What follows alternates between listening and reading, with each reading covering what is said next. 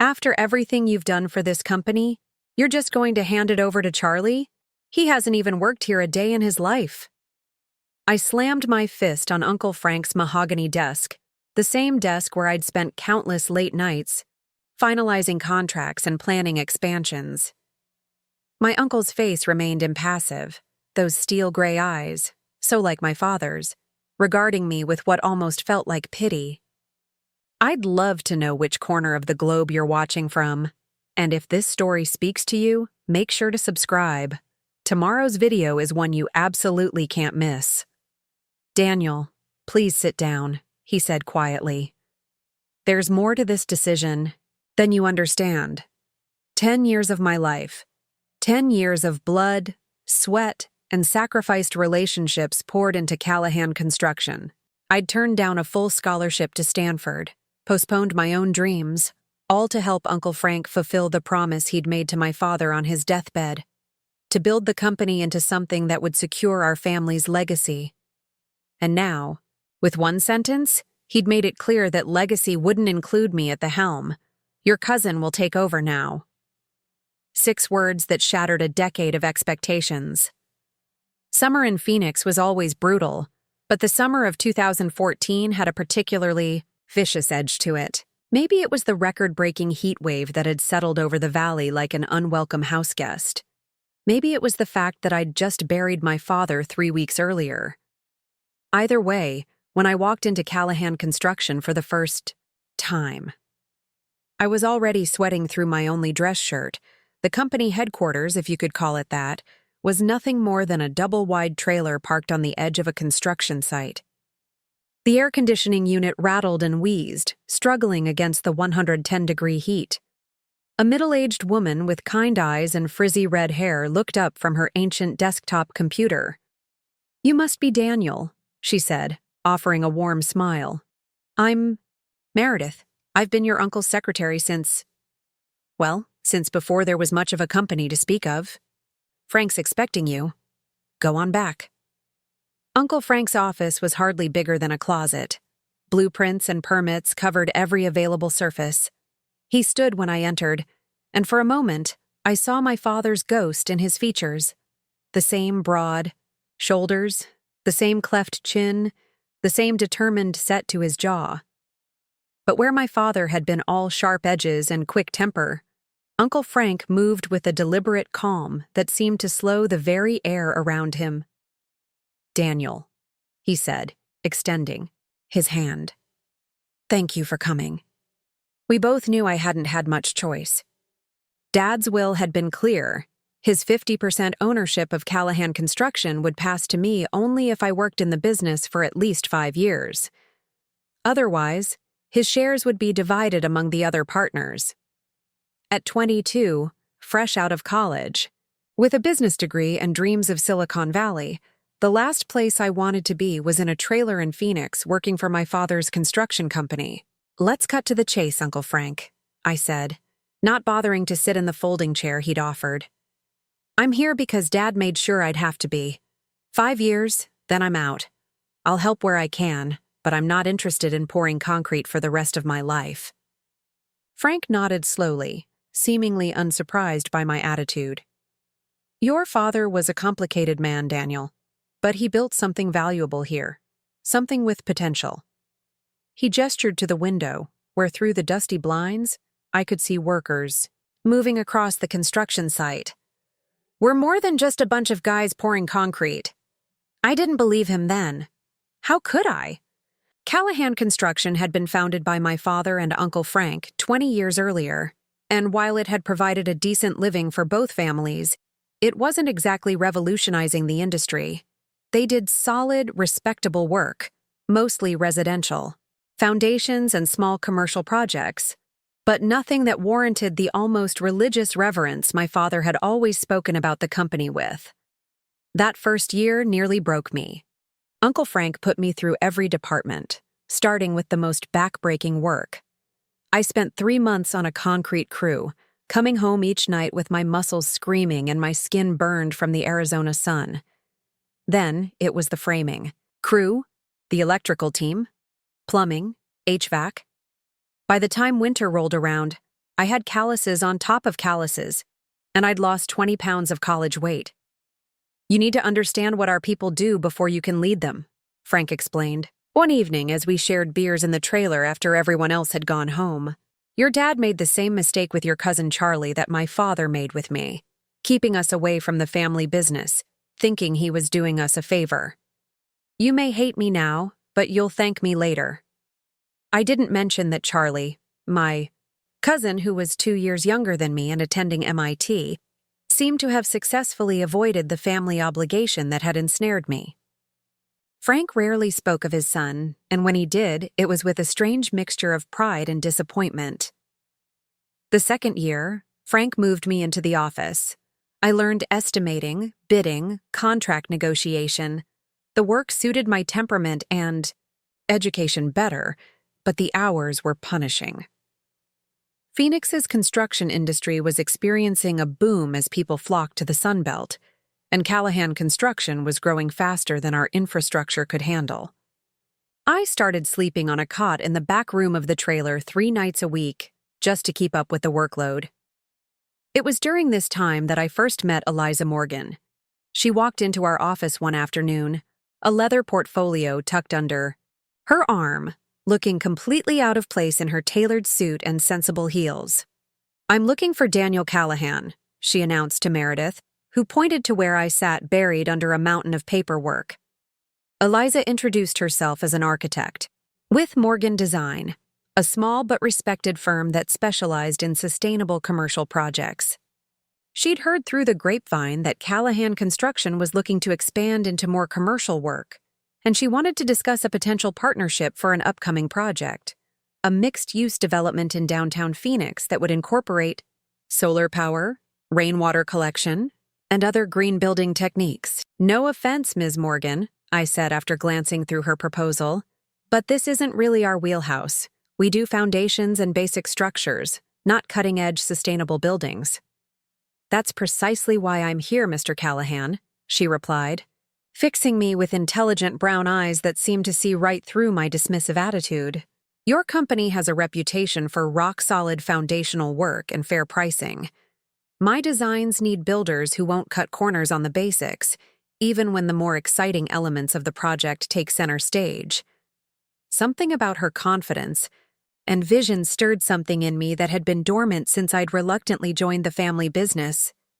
I promised to discuss her proposal with Uncle Frank, secretly hoping he'd shoot it down so I wouldn't have to see her again and be reminded of the kind of innovative work I wasn't doing.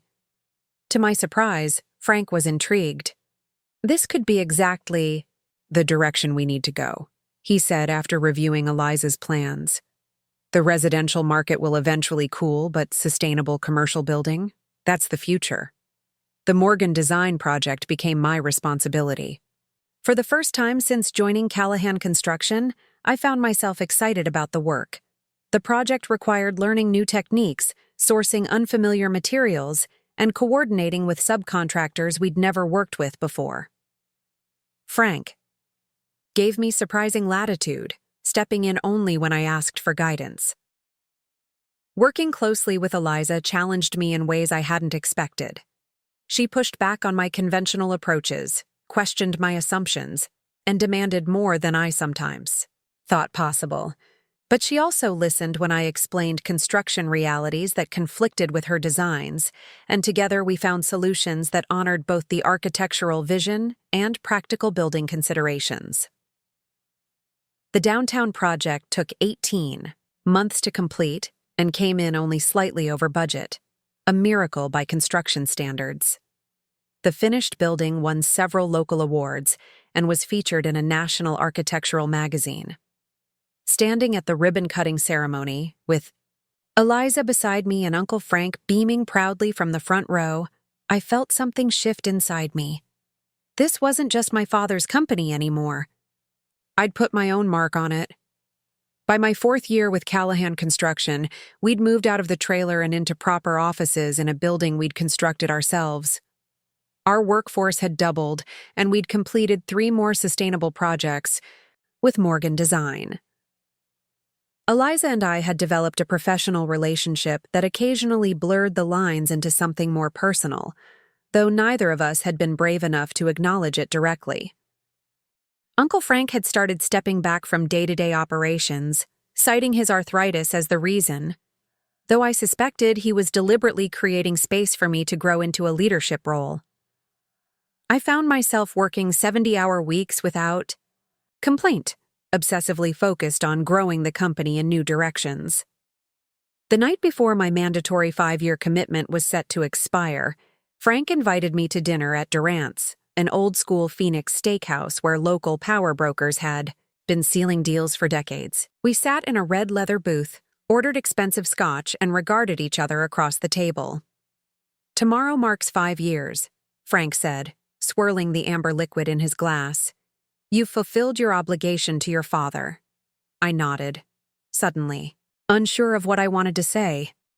5 years earlier, I'd been counting the days until I could walk away from Callahan Construction. Now the thought of leaving felt like contemplating the amputation of a limb. "I've watched you these past 5 years, Daniel," Frank continued. "You remind me of your father in all the best ways. His determination, his eye for detail, his unwillingness to accept mediocrity. But you've got something he never quite managed." "What's that?" I asked. "Vision," Frank said simply. "James was a brilliant builder, but he could never see beyond the next job, the next bid. You can see the future of this industry, and you're not afraid to drag us toward it, even when it's uncomfortable." He reached into his jacket pocket and pulled out an envelope, sliding it across the table to me. "This is your father's ownership, stake in the company. As of tomorrow, it's legally yours to do with as you please." I stared at the envelope, not reaching for it. "And if I stay? What happens then?" Frank smiled, the lines around his eyes crinkling. "Then we become partners in truth, not just on paper. I'm not getting any younger, Daniel. In another 5 years, I'll be ready to step away completely. The company will need a new leader." I didn't give him an answer that night. I told him I needed to think, to weigh my options. But we both knew what my decision would be. The company had become part of me, or perhaps I had become part of it. Either way, the separation I'd once so desperately wanted now seemed unthinkable. The next 5 years passed in a blur of expansion and growing pains. We moved from residential and small commercial projects to larger institutional buildings, schools, hospitals, government facilities. Our reputation for quality work and innovative sustainable building practices spread beyond Phoenix. We opened a second office in Tucson, then a third in Flagstaff. I rarely took vacations and worked most weekends. My relationship with Eliza evolved into something serious, though we both remained committed workaholics who understood each other's devotion to our respective companies. A lot of love and effort went into bringing this story to life. If you're enjoying it, we'd be so grateful if you'd subscribe to our channel. Now, back to where we left off. Uncle Frank's health began to decline in the 9th year. Nothing dramatic, just the accumulated toll of decades in a physically demanding industry compounded by age. He started coming to the office later, leaving earlier. He delegated more decisions to me and attended fewer site visits and client meetings. I stepped up without hesitation, grateful for the decades of knowledge he'd imparted and eager to prove I could carry the legacy forward. On the 10th anniversary of my joining Callahan Construction, Frank called me into his office. The company had grown so much that his small space now featured floor-to-ceiling windows overlooking downtown Phoenix, with the Morgan Design building visible in the distance. He sat behind his desk, the same battered mahogany piece that had somehow survived the move from the trailer, looking unusually formal in a suit and tie. "Sit down, Daniel," he said, gesturing to the chair across from him. "There's something important we need to discuss." I sat, curious but unconcerned. We'd just landed our biggest contract yet, a new corporate campus for a tech company relocating from California, and I assumed Frank wanted to talk about succession planning now, that he was nearing retirement age. I've made a decision about the future of the company, he said, his voice steady but his eyes not quite meeting mine. I've been in discussions with Charlie over the past year. He's completed his PhD in sustainable engineering and has been working for a major development firm in Boston. Something cold settled in the pit of my stomach. Charlie. My cousin who I hadn't seen in nearly 8 years, who'd never spent a day working for the family business. What does Charlie have to do with Callahan Construction? I asked, already dreading the answer. Frank squared his shoulders, finally meeting my gaze directly. Charlie will be joining the company next month. After a transition period, he'll be taking over as CEO. His experience in sustainable engineering and corporate development is exactly what we need to take Callahan to the next level. I sat there, stunned into silence. 10 years of my life dedicated to building this company, transforming it from a small local contractor into a regional leader. 10 years of missed weekends, canceled vacations, relationships sacrificed on the altar of professional ambition. And now, my uncle was handing the reins to his son, a man who had never poured concrete in the Arizona sun, never stayed up all night to finish a bid, never dealt with the 1,000 daily crises of a construction site. Your cousin will take over. Now, Frank said, the words falling like hammer blows. But I want you to know how much I value everything you've done. You'll retain your ownership stake, of course, and your position as Chief Operations Officer. Charlie will need your expertise and experience. I stood up slowly, my hands braced against the desk to hide their trembling. After everything I've done for this company, you're just going to hand it over to Charlie? He hasn't even worked here a day in his life. I slammed my fist on Uncle Frank's mahogany desk, the same desk where I'd spent countless late nights finalizing contracts and planning expansions. My uncle's face remained impassive, those steel-gray eyes, so like my father's, regarding me with what almost felt like pity. Daniel, please sit down, he said quietly. There's more to this decision than you understand. I stormed out of Uncle Frank's office, past Meredith's concerned face, and into the Arizona heat. The sun beat down mercilessly, much like it had on my first day at Callahan Construction. But unlike that day, I wasn't a reluctant college graduate fulfilling an obligation. I was a man who had given everything to a company that was suddenly being handed to someone else. I drove aimlessly through Phoenix's streets, eventually finding myself at our first sustainable building project, the one I'd worked on with Eliza, all those years ago. I parked across the street and stared at it, remembering the challenges, the late nights, the sense of accomplishment when we'd finally completed it. This building had changed the trajectory of Callahan Construction. More importantly, it had changed me. My phone buzzed repeatedly. Uncle Frank, then Meredith, then Eliza. I ignored them all. I needed time to process what had happened, to get my thoughts in order before I said something I couldn't take back. By nightfall, I found myself at the Whining Pig, a small beer bar tucked away in downtown Phoenix, where Eliza and I had celebrated the completion of our first project together. I was on my second bourbon when she slid onto the stool beside me. Frank called me, she said without preamble. Said you might need someone to talk to. I snorted, taking another sip of my drink. What I need is a time machine so I can go back and tell my 22-year-old self to run as far away from Callahan Construction as possible. Eliza signaled the bartender for a glass of wine before turning back to me. Want to tell me what happened? The whole story poured out of me. Frank's announcement about Charlie taking over, the decade I'd dedicated to the company, the betrayal I felt at being passed over for someone who had never even worked there. It's not just about the title, I said, staring into my glass. It's about recognition, acknowledgement. I transformed that company, Eliza. When I started, we were working out of a double-wide trailer on residential foundations. Now we're building corporate campuses and winning sustainability awards. And Frank acts like none of that matters, like I was just keeping the seat warm until the prodigal son decided to grace us with his presence. Eliza listened quietly, her expression thoughtful. When I finally ran out of steam, she reached over and covered my hand with hers. "You have every right to be angry," she said. "But before you make any decisions, I think you should hear Frank out. There might be more to this story than you know." What more could there be? He's choosing his son over me. It's nepotism, plain and simple. "Maybe," she conceded. "Or maybe there's a bigger picture you're not seeing yet." She squeezed my hand gently. "You taught me something important on our first project together, remember? You said we had to understand how the foundation affected everything built on top of it. Maybe it's time to look at what's beneath this decision." I didn't want to admit she had a point. It was easier to nurse my anger, to wallow in the injustice of it all. But Eliza had always had a way of making me see beyond my immediate reactions.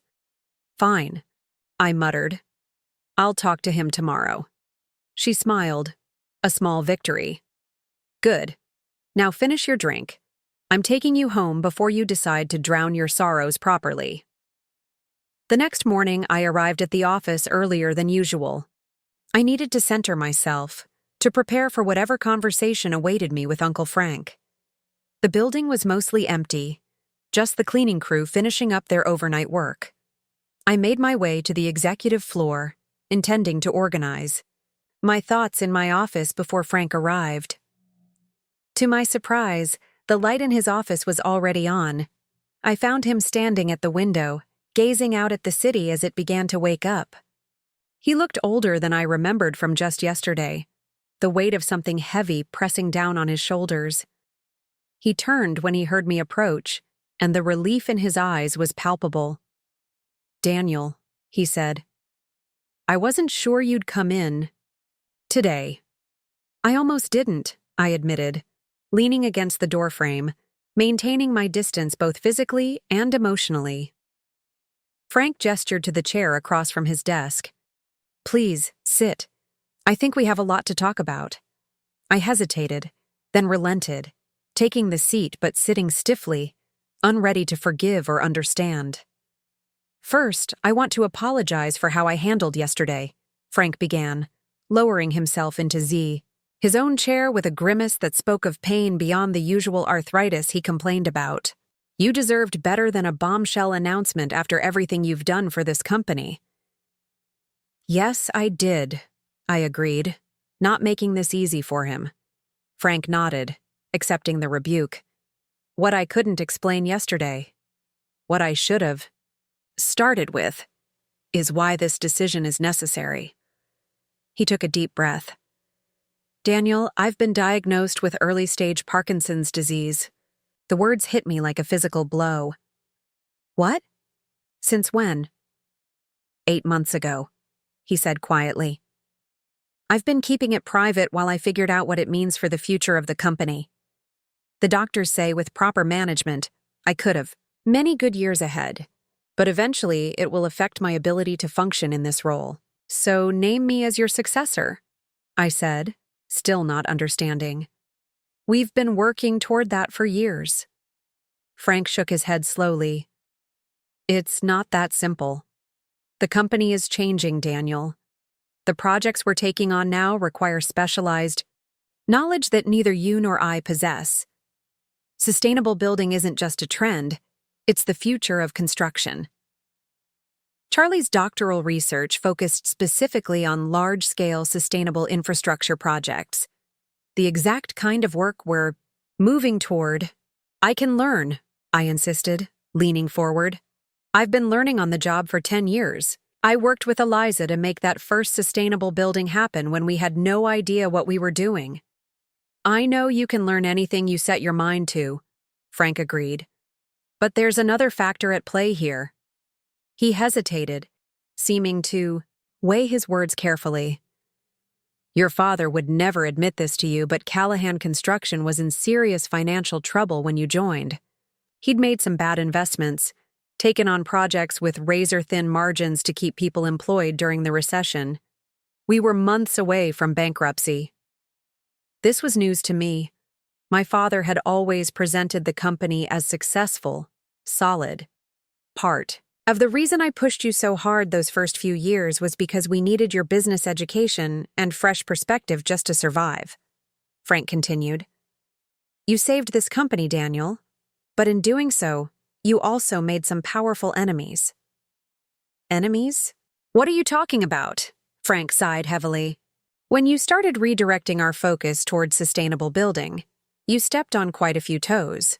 Suppliers we'd worked with for decades suddenly found their services less needed. Subcontractors who couldn't adapt to our new standards were left behind. And some of our longest-standing clients felt abandoned when you pursued Eliza's projects instead of their traditional work. I remembered the resistance I'd encountered, the whispered conversations that stopped when I entered rooms, the cold shoulders from industry veterans at local builder associations. I'd attributed it to natural resistance to change, nothing more. Those people have long memories and deep connections in this industry," Frank said. "They've been waiting for an opportunity to bring us down, and my health issues could give them that chance. They can smell weakness." He leaned forward, his gaze intense.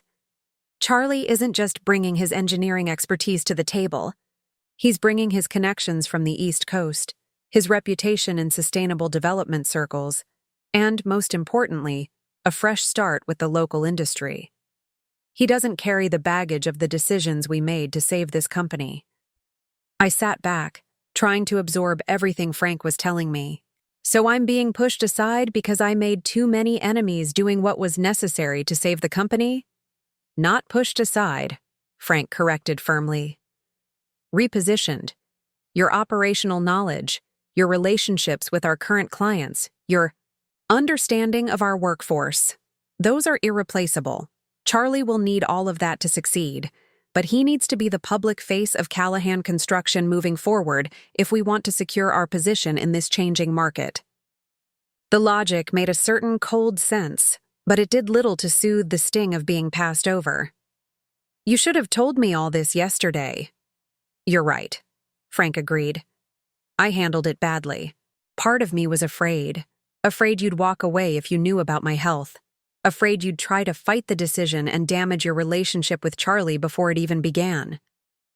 I was trying to protect everyone, and instead, I hurt the person who deserved my honesty the most." He looked at me with genuine regret. "I'm sorry, Daniel." We sat in silence for a long moment, the early morning sun casting long shadows across the office. "When does Charlie arrive?" I finally asked. "Next Tuesday," Frank replied. "He's moving his family from Boston this weekend." Family. That was another difference between Charlie and me. While I'd been building Callahan Construction, he'd been building a life, a wife, 2 kids, a home. I had Eliza, sort of, when both, our work schedules allowed, and a condo I rarely saw outside of sleeping hours. "And what exactly are you expecting from me?" Frank leaned forward, his expression earnest. "I'm expecting you to do what you've always done, what you're better at than anyone I've ever known. Solve problems, build relationships, see opportunities where others see obstacles." He paused. "And I'm hoping you'll give Charlie a chance, not for my sake, but for the sake of everything you've built here." I didn't give him an answer right away. I told him I needed time to think, to process everything he'd shared. It was a lot to take in: Uncle Frank's diagnosis, the hidden financial struggles, the industry politics I'd been oblivious to while focused on growth and innovation. The next week passed in a blur of routine tasks and private contemplation. I found myself examining the company with new eyes, looking for signs of the pressure points and politics Frank had described. They were there, now that I knew to look for them: the older contractors who still gave me cold shoulders at industry events, the suppliers who'd mysteriously become difficult to work with over the years, the local banks that seemed to scrutinize our loan applications more carefully than our competitors. I also spent time with Eliza, whose perspective as someone both inside and outside our industry proved valuable. "Frank's assessment isn't wrong," she said one evening as we shared takeout. In her downtown loft, The old guard in Phoenix Construction has never forgiven Callahan for changing direction when they all insisted traditional building was the only way forward. They've been waiting for you to fail for years. She twirled pasta around her fork thoughtfully. But they also respect success, and you've delivered that consistently. Your cousin may have the academic credentials, but you've got the track record. So what am I supposed to do? Just accept being second in command in the company I helped? Rebuild? Eliza set down her fork and looked at me seriously. What do you actually want, Daniel? Is it the title of CEO, the corner office? Or is it recognition for what you've accomplished and a meaningful role in the company's future? It was a question I'd been avoiding. In my hurt and anger, I'd fixated on the perceived slight rather than examining what I truly wanted from my career, from my life. I want to build things that matter, I said finally. I want to be part of creating structures that will outlast me, that will make a difference in how people live and work. And I want to be acknowledged for my contributions, not sidelined because of industry politics or family connections. Eliza nodded. Then that's what you need to focus on. Your title doesn't determine your impact. Your work does. Tuesday arrived, and with it, Charlie Callahan. I'd been bracing myself to dislike him on sight, to find him arrogant, entitled, disconnected from the daily realities of our business. What I wasn't prepared for was his genuine humility and obvious intelligence. He greeted me with a firm handshake and sincere eyes. Daniel, it's good to finally meet you properly. Dad has told me so much about everything you've accomplished here. I know I have enormous shoes to fill.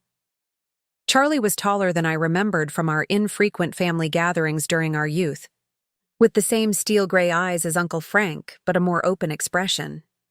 He'd brought in donuts for the entire office, not an elaborate catered breakfast to impress, just simple donuts from a local shop, the kind our construction crews appreciated. Frank had arranged an all-staff meeting to introduce Charlie formally. Standing at the front of our conference room, looking out at the faces of people I'd hired, trained, and worked alongside for a decade, I felt a strange mix of pride and loss. These were my people. Would they still be, under Charlie's leadership? After Frank's introduction, Charlie stood to speak. I prepared myself for a grandiose vision statement, perhaps slide presentations about his academic accomplishments or corporate experience. Instead, he kept it remarkably brief. I know I'm the new guy here, he said, hands in his pockets, stance relaxed but respectful. I haven't poured concrete in the Arizona sun or stayed up all night finishing a bid. I haven't been part of building this company into what it is today. That's all of you, especially my cousin Daniel. He nodded in my direction. What I bring is a different perspective, some specialized knowledge, and a whole lot of questions. I'm going to need your patience and your expertise as I learn. In return, I promise to listen before I decide, to respect the culture you've built, and to remember that construction is about people as much as it is about buildings. It was exactly the right tone, acknowledging his outsider status while showing respect for the existing team. I found myself reluctantly impressed. After the meeting, Charlie asked if I'd give him a tour of our current job sites. As we drove between locations in my truck, he asked thoughtful questions about our operations, our client relationships, and our challenges. He didn't try to dazzle me with academic theories or corporate buzzwords. He genuinely wanted to understand the business as it existed now. At our largest current project, the tech company campus, we stood looking at the massive excavation that would soon become the foundation. Dad told me about your first few years here, Charlie said, surveying the organized chaos of the construction site. How you worked every position, learned the business from the ground up. I nodded, not sure where he was going with this. I respect that, he continued. That's not the path I took, but I recognize its value. He turned to face me directly. I'm not here to erase what you've built, Daniel. I'm here to help take it to the next level, but I can't do that without you. Frank mentioned you'd need My operational experience, I said, still maintaining some emotional distance. Charlie shook his head. It's more than that. This company has your fingerprints all over it. The culture, the relationships, the reputation. I'd be a fool to think I could just step in and replace all that with academic credentials and outside experience. He paused. What I'm hoping for is a partnership. Different titles, different roles, but equal voices in determining Callahan Construction's future. I studied him, looking for signs of insincerity or calculation. I found none. Why should I believe that? Titles matter in this industry. Everyone will know you're CEO and I'm not. Because I'm offering you something more valuable than a title, Charlie replied. I'm offering you equity, an additional 15% of the company from my father's shares. That would make you the largest individual shareholder. He held up a hand as I started to respond. Not as a consolation prize, as a recognition of what you've built and a commitment to our future partnership. It was a substantial offer, one that would give me significant financial security and genuine power in the company's decision-making. But more than that, it was an acknowledgement of my value, offered without prompting or negotiation. Let me think. About it, I said, not ready to commit either way. Charlie nodded. Take all the time you need. The offer stands regardless. As we continued the tour, something shifted slightly in my perspective. The future I'd been imagining, one where I was pushed to the side while Charlie took all the credit for the company's success, began to seem less inevitable. Perhaps there was a different path forward, one where both of us contributed our unique strengths to building something even greater than what existed now. That evening, I found myself back at the site of our first sustainable building project, this time with purpose rather than aimless anger. I sat on a bench across the street, watching as people moved through the space we'd created, office workers heading home for the day, visitors enjoying the small public courtyard with its native plants and water features. Eliza's words came back. To me, your title doesn't determine your impact. Your work does. This building was proof of that. 10 years from now, would I regret walking away from the opportunity to create more spaces like this? More structures that changed how people interacted with the built environment? Or would I regret swallowing my pride and accepting a partnership with Charlie? As the desert sunset painted the sky in brilliant oranges and purples, I made my decision. The following morning, I walked into Uncle Frank's office with a clear head and a decision made. He was reviewing blueprints with Charlie, both of them leaning over the desk with matching expressions of concentration. The family resemblance was striking in that moment, the same furrow between their brows, the same way they tilted their heads slightly when considering a problem. They looked up when I entered, and Frank's face registered cautious hope. Daniel, good morning. Morning, I replied, my gaze shifting between them. I'd like to speak with both of you, if you have a moment. Charlie straightened, rolling up the blueprint with careful hands. I was just about to grab some coffee. Why don't you two talk first and I'll stay, I said.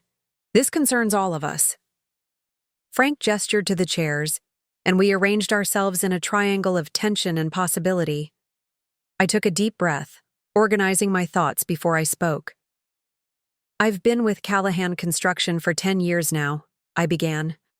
When I started, I was here because of an obligation, because my father left me little choice if I wanted my inheritance. I resented that for a long time. I looked directly at Frank. But somewhere along the way, this company became more than an obligation. It became my life's work. Frank nodded, his expression softening.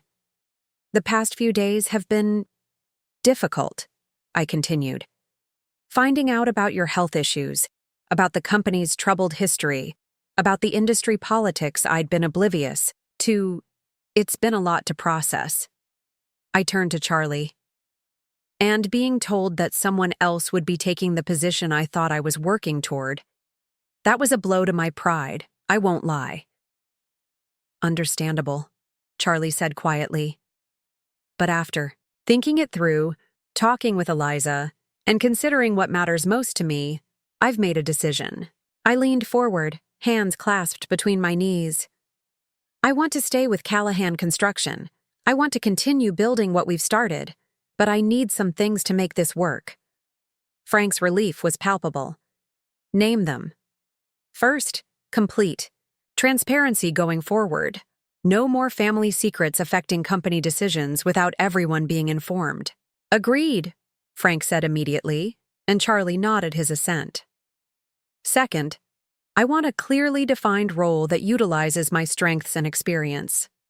I'm thinking Chief Innovation Officer, focusing on new building techniques, materials, and sustainability initiatives. Charlie can handle the overall business strategy and external relations as CEO, which aligns with his background. Charlie looked thoughtful. That makes sense. Your connections with the architectural community and understanding of practical application would be invaluable there. And third, I continued, meeting Charlie's gaze directly, I appreciate the offer of additional equity. I'll accept it, but with a condition. 5% of those shares go into a profit-sharing plan for our long-term employees. They helped build this company as much as any of us, and they deserve to benefit from its success. A slow smile spread across Charlie's face. I like how you think, cousin. Consider it done. Frank looked between us, something like pride in his expression. Anything else? I hesitated, then decided to lay all my cards on the table. Just one more thing. Eliza Morgan and I have been discussing a joint venture, a design-build firm specializing in zero-carbon construction. I'd like Callahan Construction to be the primary contractor for those projects, but it would be a separate entity that Eliza and I would co-own.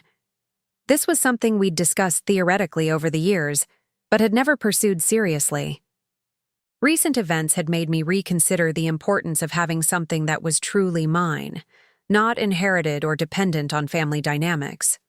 Frank and Charlie exchanged glances, communicating silently in that way family members sometimes can.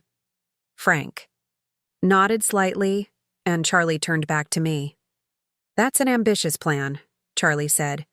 Would you have the bandwidth to handle both roles? With the right team in place, yes. And it would benefit Callahan Construction to have a direct line to cutting-edge projects. Charlie considered this, then nodded. I think we can make it work.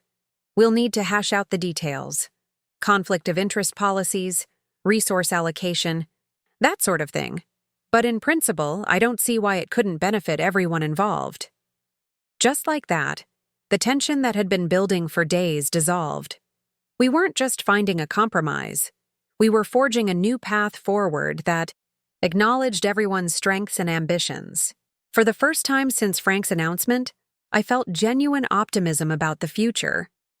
The transition wasn't seamless, of course. Change never is, especially in a company with decades of established habits and hierarchies. The first few months of our new arrangement involved plenty of awkward moments, miscommunications, and boundary adjustments. Charlie proved to be exactly what he'd presented himself as: intelligent, humble, and eager to learn the practical side of the construction industry. He spent his first month in the field, shadowing our project managers and getting his hands dirty alongside the crews. The workers appreciated the gesture, even as they sometimes chuckled at his academic approach to practical problems. Your cousin tried to calculate the optimal shovel angle for moving gravel today, Mike Thompson, one of our longest-serving foremen, told me with a grin. Then Rodriguez showed him how to do it without throwing out his back, and he actually listened. He might be all right. Coming from Mike, who had initially been one of my harshest critics when I joined the company, this was high praise indeed. My own transition to Chief Innovation Officer opened new doors. I began spending more time in research and development, investigating emerging technologies and materials that could give us an edge in the sustainable building market. I established partnerships with local universities, bringing in engineering, interns who brought fresh perspectives and cutting-edge knowledge. The most significant change, however, was in my relationship with Uncle Frank. As his health challenges became more apparent, our conversations shifted from purely business matters to more personal territory. One evening, several months after our new arrangement began, he invited me to his home for dinner. Frank lived in a modest ranch-style house in Scottsdale that he'd owned since before I was born. My father had always preferred flashier displays of success: luxury cars, expensive vacations, custom-tailored suits. Frank's tastes ran simpler, his wealth invested rather than displayed. He greeted me at the door, moving more slowly than he once had, but still standing tall and solid. "Come in, Daniel. Dinner's almost ready." The house smelled of roasting chicken and rosemary, comfortable and homey. Frank led me to the kitchen, where a small table was set for two. "I didn't know you cooked," I remarked, genuinely surprised. In all the years I'd known him, food had been a utilitarian concern, nothing more. "Your Aunt Martha taught me the basics before she passed," he said, checking something in the oven. "Said she wouldn't rest easy knowing I'd live on takeout and frozen dinners." A small smile played at the corners of his mouth. "Turns out I enjoy it. Having something concrete to show for your efforts at the end of the day. It's not so different from building." We settled into dinner, and for a while, we just ate and made small talk about the weather, local sports teams, inconsequential things. It wasn't until Frank served coffee and a store-bought apple pie that he broached the real reason for the invitation. "There's something I've been meaning to tell you," he said, his voice taking on a seriousness that made me set down my fork. "Something about your father that I think you should know." I tensed involuntarily. My relationship with my father had been complicated, respect mingled with resentment, admiration with disappointment. Even years after his death, the mention of him could stir conflicting emotions. "The financial troubles I told you about, the ones we were facing when you joined the company," Frank continued. "They weren't just bad luck or poor market conditions. Your father made some decisions that put us in that position." "What kind of decisions?" I asked cautiously. Frank sighed, looking older suddenly. "James was brilliant in many ways, but he had demons you didn't see, a gambling problem that got out of control in the years before his death. He was borrowing against the company, taking risks with capital we couldn't afford to lose." The revelation stunned me. My father, with his emphasis on responsibility and hard work, secretly gambling away the company's future? It seemed impossible to reconcile with the man I'd known, or thought I'd known. "Why are you telling me this now?" I asked when I finally found my voice. "Because you deserve the whole truth," Frank replied simply. "And because I want you to understand why I kept you at arm's length from certain aspects of the company's finances all these years. It wasn't a lack of trust in you. It was fear that you'd discover what your father had done and lose the respect you had for him." I absorbed this, turning it over in my mind. "Is that also why you insisted I learn every aspect of the business from the ground up? To make sure I wouldn't make the same mistakes?" Frank nodded slowly. "Partly.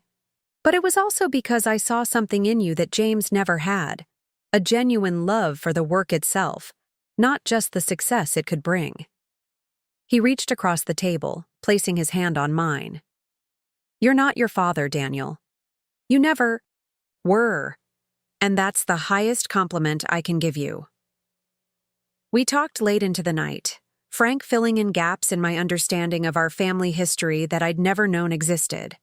By the time I left, I felt both heavier with knowledge and somehow lighter for having it. The following weeks brought a flurry of activity.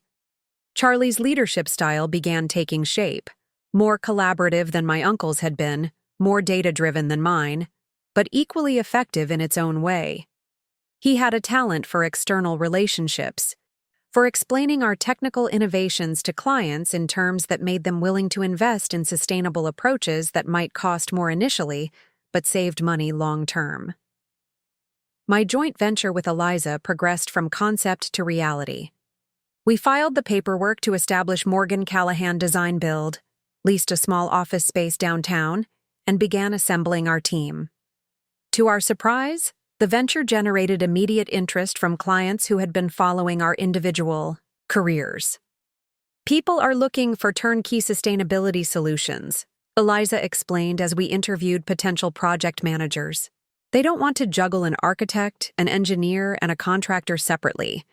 They want someone to take their vision and make it reality without all the traditional friction points. Our first commission came from a tech entrepreneur who wanted to build a completely off-grid desert retreat. The project was ambitious: solar power, atmospheric water generation, passive cooling systems, all packaged in striking modern architecture that would complement rather than compete with the surrounding landscape. I threw myself into the technical challenges while Eliza handled the design elements. We worked in a seamless back and forth that reminded me of our early collaborations, but with an efficiency born of years of experience. What had once required lengthy discussions and occasional arguments now happened through shorthand and intuitive understanding of each other's priorities. 6 months into our new arrangement, Callahan Construction was thriving under the shared leadership model. Charlie's fresh perspectives and industry connections brought in new clients, while my focus on innovation kept us at the forefront of sustainable building technology. Uncle Frank, relieved of day-to-day operational stress, served as a strategic advisor while focusing on managing his health. One particularly satisfying moment came when we secured the contract for a major medical research facility, a project that required both cutting-edge sustainability features and complex technical specifications. We beat out several larger competitors, including one of the old guard firms that had been hoping to see us fail. "Congratulations," the selection committee chair told us after the announcement.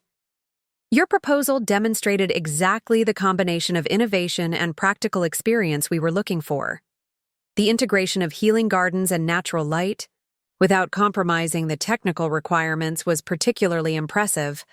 The victory felt especially sweet because it validated our new direction. This wasn't just Charlie's win or mine. It was proof that our partnership approach could succeed where either of us alone might have fallen short." That evening, we hosted a company-wide celebration at a local brewery. Crews mingled with office staff, architects chatted with engineers, and the generational divide that often exists in construction companies seemed temporarily bridged. I found myself at a table with Charlie, Uncle Frank, and Eliza, watching the festivities with a sense of contentment I hadn't expected to feel 6 months earlier. "To new beginnings," Charlie proposed, raising his glass. We clinked glasses, and I smiled at the simple truth of the toast. This was indeed a new beginning, not just for the company, but for all of us personally. As the evening wound down, Eliza pulled me aside. "There's something I need to tell you," she said, her expression unreadable in the dim light of the brewery. "Sounds serious," I replied, immediately concerned. "Is everything okay with the joint venture?" "The business is fine," she assured me. "This is personal." She took a deep breath. "I'm pregnant." The world seemed to stop momentarily. We're... I stuttered, my usual articulation deserting me completely. Eliza laughed softly at my reaction. "Yes, we're having a baby, about 7 months from now, if all goes well." "But we never discussed. We've been careful. Life finds a way," she said with a shrug. "I've known for a couple of weeks. I wanted to be sure before I told you." Her expression grew more serious. "I understand if this complicates things. Our relationship has always taken a back seat to our professional ambitions, and a baby changes everything." I looked at her, really looked at her, and saw not just my business partner or occasional romantic companion, but the woman who had challenged me, supported me, and helped me find my path when I was lost. The woman who now carried our child. "Doesn't complicate things," I said finally. "It clarifies them." Her eyebrows rose questioningly. I've spent 10 years building a company, Eliza. I've learned how to create structures that last, how to establish foundations that can support whatever comes next. But I've never built a life outside of work. I took her hands in mine. Maybe it's time I did. Are you saying what I think you're saying? She asked cautiously. I'm saying, let's build something permanent together. Something more important than any building we could design. I smiled, feeling strangely calm for such a momentous decision. I'm not proposing marriage yet. That feels like a conversation for another day. But I am proposing a partnership. In business, in parenthood, in life. Eliza's smile bloomed slowly, like the desert after rain. I've always appreciated your pragmatic approach to emotional matters, Daniel Callahan, she said, a teasing note in her voice. And yes, I accept your non-proposal proposal. We rejoined the celebration, our private joy adding another layer to the evening's festivities. Across the room, I caught Uncle Frank watching us, a knowing look in his eye. He raised his glass slightly in acknowledgement, and I returned the gesture. 10 years ago, I'd walked into Callahan Construction as a reluctant heir to a legacy I didn't understand or value. Today, I stood as a builder in the truest sense of companies, of relationships, and soon, of a family. When Uncle Frank had said those words that had so infuriated me, "Your cousin will take over now," I'd seen it as an ending. I couldn't have known it was actually the beginning of something better than I'd imagined possible. The company would continue to evolve. Charlie would bring his own vision, his own strengths. The Morgan Callahan venture would develop in ways we couldn't yet predict. And somewhere in the future, perhaps another generation would join the family business, adding their own chapters to the story. But tonight, in this moment, surrounded by colleagues who had become friends and family who had become partners, I finally understood what my father and Uncle Frank had been trying to build all those years ago. It wasn't just a construction company. It was a legacy worthy of passing on. And despite taking a path neither of them could have foreseen, I had found my place in that legacy at last. 5 years had passed since that pivotal evening at the brewery. The Callahan Construction headquarters now occupied the top 3 floors of a LEED Platinum-certified building we had designed and built ourselves in downtown Phoenix. Floor-to-ceiling windows offered panoramic views of the city, while rooftop solar panels and rainwater collection systems demonstrated our commitment to sustainable practices. My office adjoined a state-of-the-art research lab where we tested new materials and building techniques. Through the glass partition, I could see 3 of our engineers analyzing the thermal performance of a new insulating concrete we'd developed, a product that could potentially revolutionize desert construction by drastically reducing cooling costs. A soft knock at my door interrupted my thoughts. I looked up to see Eliza, elegant in a charcoal suit, her dark hair swept into a practical updo. The Morgan Callahan Design Build logo was embroidered discreetly on her jacket pocket, a stylized M and C intertwined to form the outline of a building. "The Collins Foundation people are here," she said. "They're waiting in the main conference room." "Thanks," I replied, gathering my materials. "How's Lucas doing today?" A smile warmed her features. Terrorizing his preschool teacher with detailed explanations of how they could improve their playground structure. "He's definitely your son," I laughed, pride mingling with sympathy for the teacher. Our 4-year-old had inherited his mother's eye for design and his father's obsession with structural integrity, a combination that made him both precocious and occasionally exhausting. "I'll pick him up after the meeting," I promised. "Give him a chance to inspect the solar array installation at the Westridge project." "He'll love that," Eliza said, her eyes dancing with amusement. "Don't forget we're having dinner with Charlie and Sarah tonight, 7 o'clock at their place." I nodded, making a mental note. Family dinners had become a monthly tradition, a way to maintain personal connections amid our increasingly busy professional lives. Charlie and his wife Sarah had welcomed twins just 6 months after Lucas was born. creating a close bond between our families that transcended business relationships. The Collins Foundation project represented a major opportunity for Morgan Callahan. Design Build. They wanted to create a desert research center focused on climate resilience and biodiversity, a perfect fit for our integrated approach to sustainable construction. The foundation's director, Victoria Collins, was known for her exacting standards and willingness to invest in innovative solutions if they aligned with her organization's mission. As I made my way to the conference room, I passed the wall of projects, a display we'd created to showcase the evolution of our work over the years. Photographs, blueprints, and material samples traced our journey from conventional construction to industry-leading sustainability pioneers. The centerpiece was a three-dimensional model of our first joint sustainable project, the building that had changed everything for me professionally and personally. The conference room buzzed with anticipation. Victoria Collins sat at the head of the table, flanked by her team of scientists and administrators.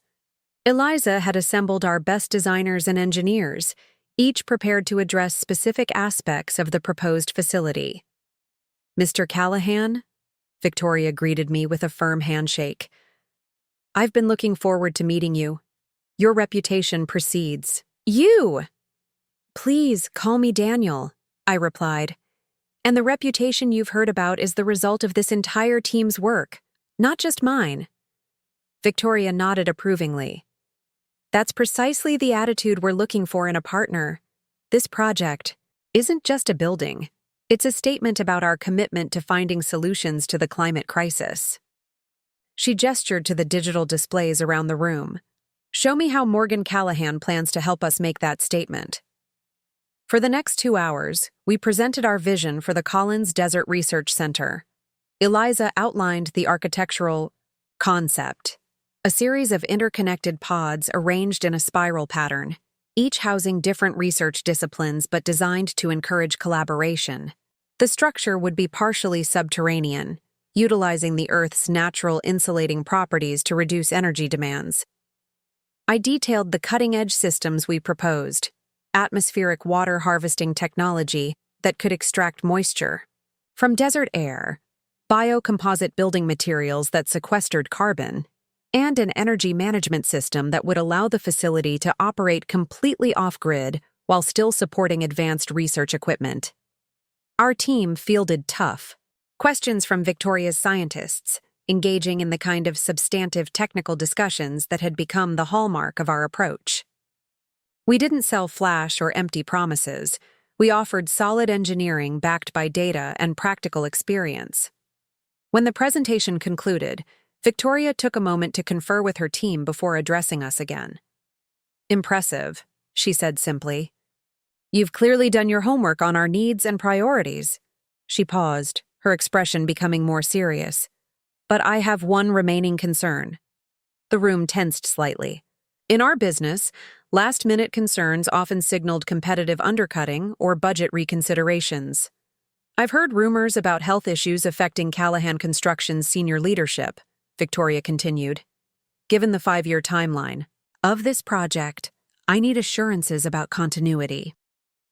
The reference to Uncle Frank's condition was clear, though tactfully phrased. His Parkinson's had progressed over the years, forcing him to reduce his involvement in day-to-day operations, though he remained chairman of the board and a valued advisor. A fair concern, I acknowledged, and one we're well prepared for. I gestured to Eliza. Morgan Callahan operates with redundant leadership by design. Our integrated approach means no single person holds all the critical knowledge or relationships for any project. Eliza picked up seamlessly. Additionally, both our firms have implemented robust succession planning.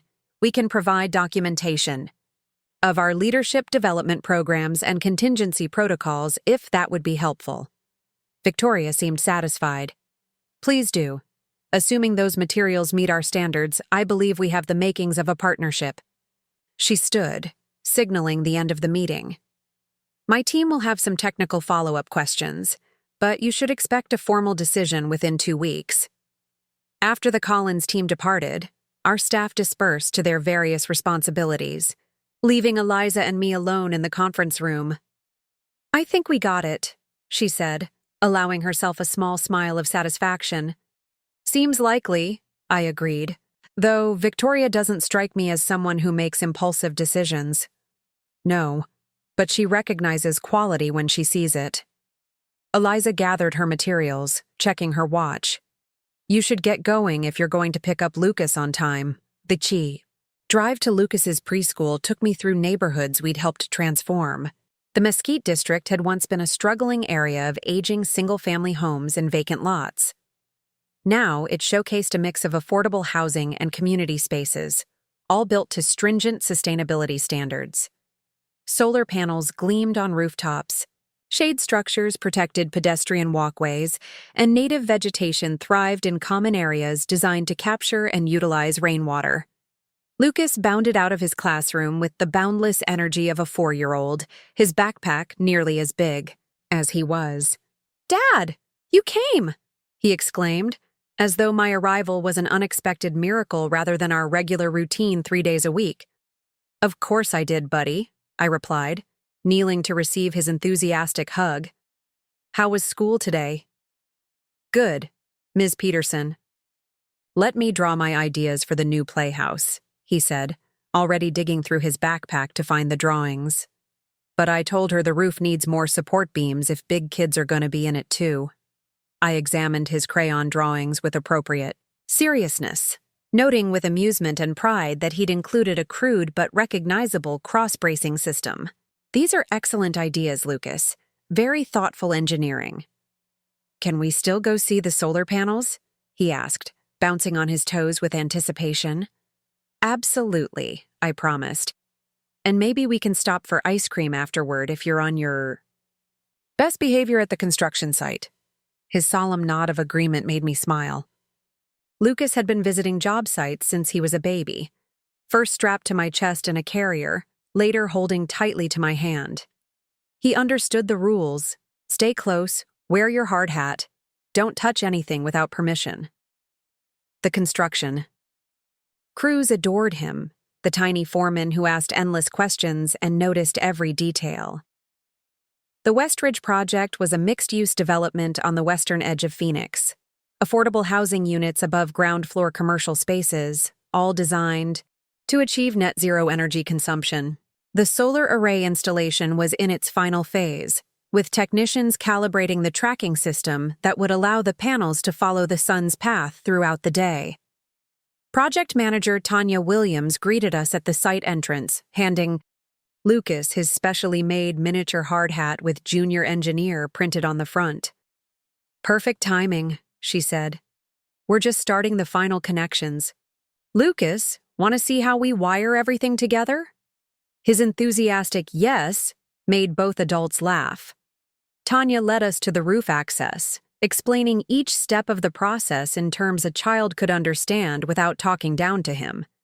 Lucas absorbed it all with intense concentration, asking surprisingly insightful questions that sometimes stumped even the experienced technicians. As we watched the final connections being made, Lucas perched on my shoulders for a better view. I felt a profound sense of contentment. This, sharing my passion with my son, building structures that would benefit communities long after I was gone, was a form of success I couldn't have imagined when Uncle Frank had first announced Charlie would be taking over the company. That evening, we gathered at Charlie and Sarah's home in Scottsdale. A modernist structure Charlie had designed himself as a showcase of sustainable family living. The twins, Emma and Jacob, raced to greet Lucas, immediately pulling him toward their playroom to show off some new construction toy. Sarah, a pediatric surgeon with a warm smile that belied her demanding profession, embraced Eliza and me. "The adults have at least 15 minutes before they remember we exist," she predicted. "Drinks on the patio?" Charlie was at the outdoor kitchen, grilling vegetables and fish. He'd shed his corporate persona along with his suit, comfortable, in shorts and a t-shirt that revealed the farmer's tan of someone who regularly visited outdoor construction sites. "How'd the Collins meeting go?" he asked, handing me a cold beer. "Good," I replied. We should hear within 2 weeks, but the signs are promising. Excellent. He flipped a pepper with practiced ease. We just secured that hospital expansion project in Tucson. Looks like both companies are having a good quarter. The separation between Callahan Construction and Morgan Callahan Design Build had proved beneficial for everyone involved. Charlie had steered the main company toward larger institutional projects, hospitals, universities, government buildings, while Eliza and I focused on more specialized sustainable developments and research facilities. We collaborated when appropriate, but maintained distinct identities and client bases. Uncle Frank joined us shortly after, moving slowly but deliberately with the help of a cane. His condition had worsened over the years, but new treatments had helped stabilize the progression. More importantly, he'd adapted to his limitations with the same practical approach he'd applied to business challenges throughout his career. There he is, Charlie said warmly, helping his father into a comfortable chair. How was physical therapy? Today? Torture, as usual, Frank replied good-naturedly. But my therapist says I'm making progress. Apparently, I'm very stubborn. No one who knows you would be surprised by that assessment, I teased, earning a wry smile from my uncle. As we settled into conversation, with Sarah and Eliza discussing hospital design innovations and Charlie updating Frank on the latest company developments, I marveled at how naturally our blended personal and professional relationships had evolved. What had once been a source of bitter disappointment, Charlie's appointment as CEO, had ultimately created space for multiple expressions of the Callahan legacy. Dinner was served family-style at the large table on the patio, with the children. Rejoining us and contributing their own chaotic energy to the gathering, Lucas proudly recounted his observations from the solar installation, while the twins interrupted each other to describe their school science project. As the evening wound down and the desert air cooled, Frank beckoned me to join him for a moment. Apart from the others, we walked slowly to the edge of the property, where the landscaped yard gave way to natural desert vegetation. I've been thinking about the past lately, he said, his voice raspier than it once had been but still carrying the quiet authority I'd respected since childhood, about decisions made and paths taken. Anything in particular? I asked, sensing he had something specific on his mind. Frank nodded, gazing out at the darkening landscape. I've wondered, over the years, if I made the right call bringing Charlie in as CEO, if I caused you unnecessary pain with how I handled that transition. The question surprised me. We'd never explicitly revisited that tumultuous period, having moved forward with our new arrangements and relationships. It was difficult at the time, I admitted. But looking back, I can see it was the right decision. For everyone involved. I gestured toward the house, where our families were visible through the windows. Charlie excels at aspects of leadership that have never been my strongest suit. And without that push, Eliza and I might never have created Morgan Callahan. Frank's expression softened with visible relief. That's good to hear. I've carried some regret about how I approached it. I should have trusted you with the whole truth from the beginning. We all make mistakes, I said. What matters is that we learn from them. I smiled slightly. Besides, you were right about one thing. What's that? You told me there was more to the decision than I understood at the time. You were right. I didn't see the bigger picture. Frank nodded slowly. Life has a way of revealing those bigger pictures eventually. He patted my shoulder with his less affected hand. You've built something remarkable, Daniel.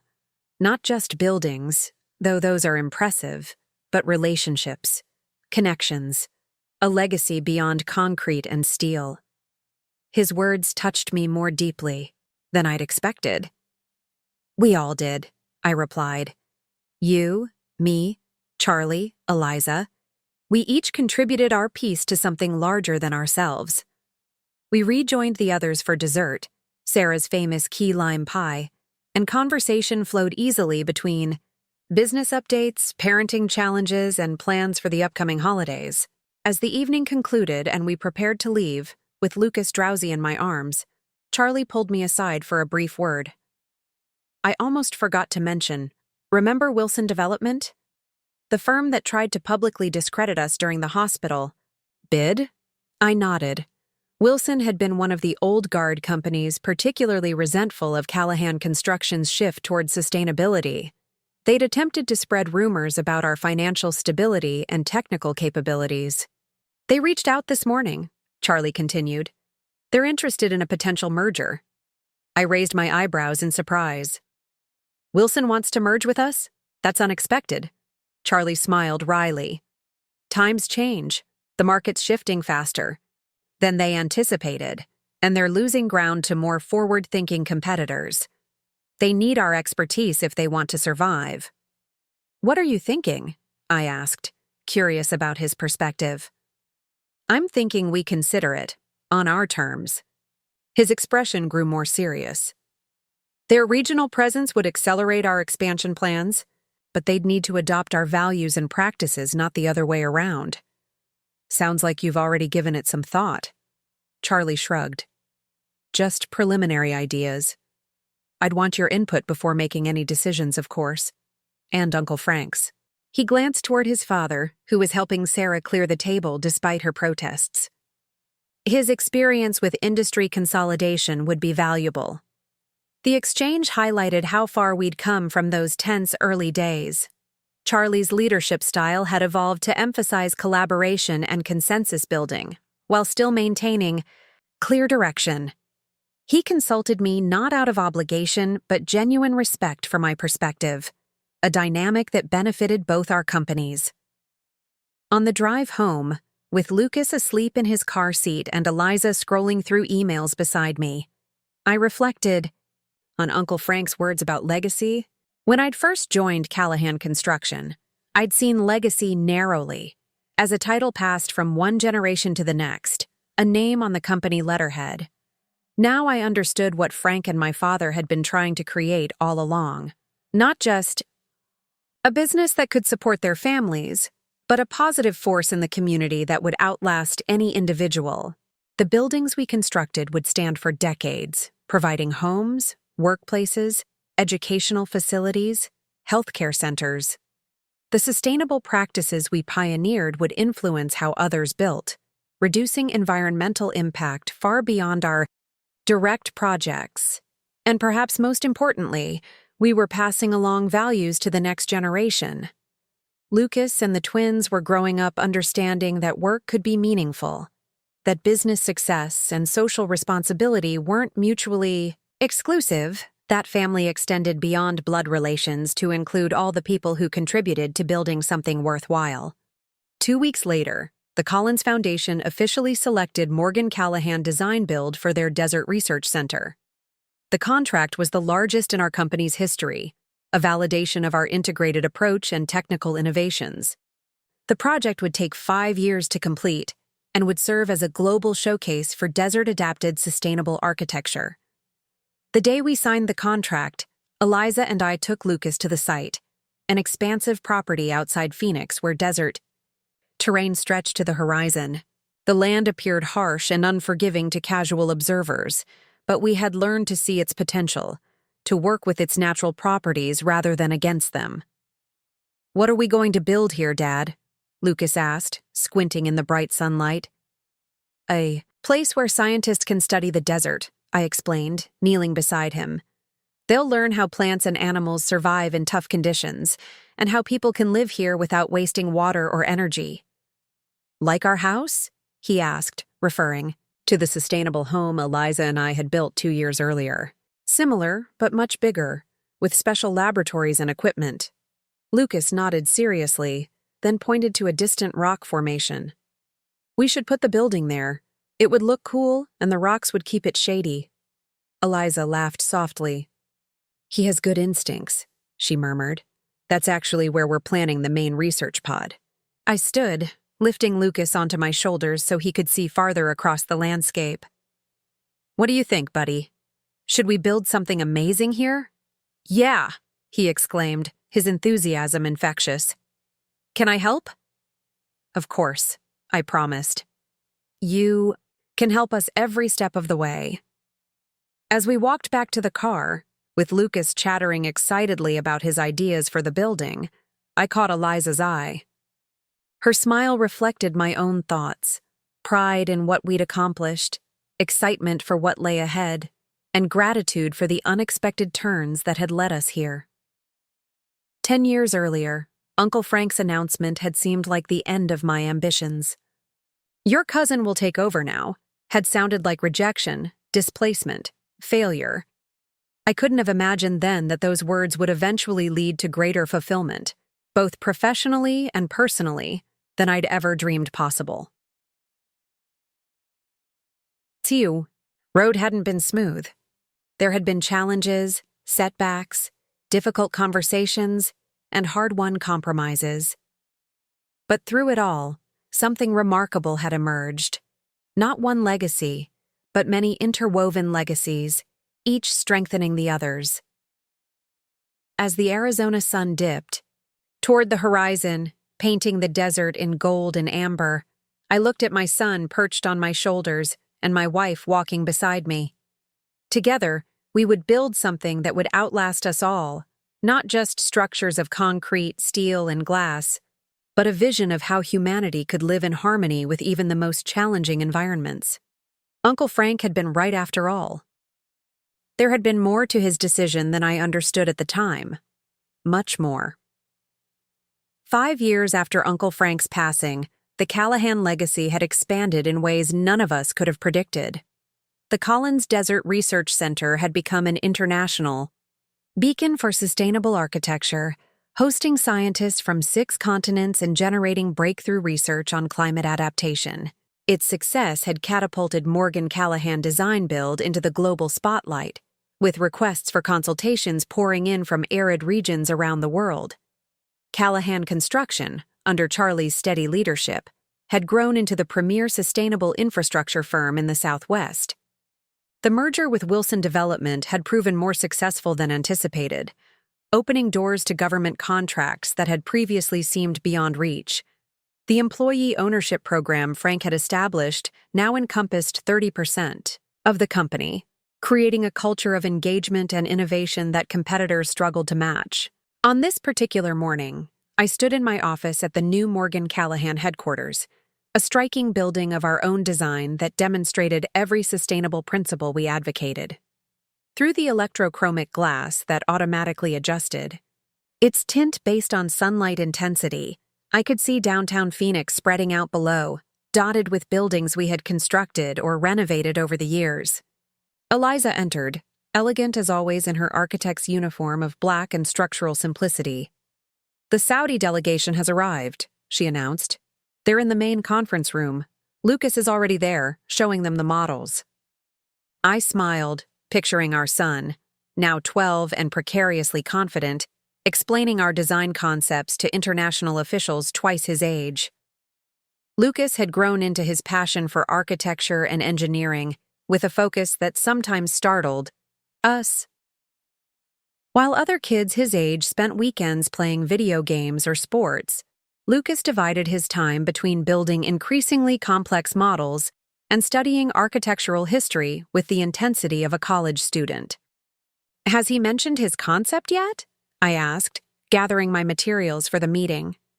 Eliza shook her head, amusement dancing in her eyes. "He's saving it for when you're there. He wants us both to witness their reaction." The Saudi project represented a potential quantum leap for our company, a commission to design an entire university campus dedicated to water conservation and renewable energy technologies. If successful, it would be our largest international project to date, establishing Morgan Callahan as a truly global firm.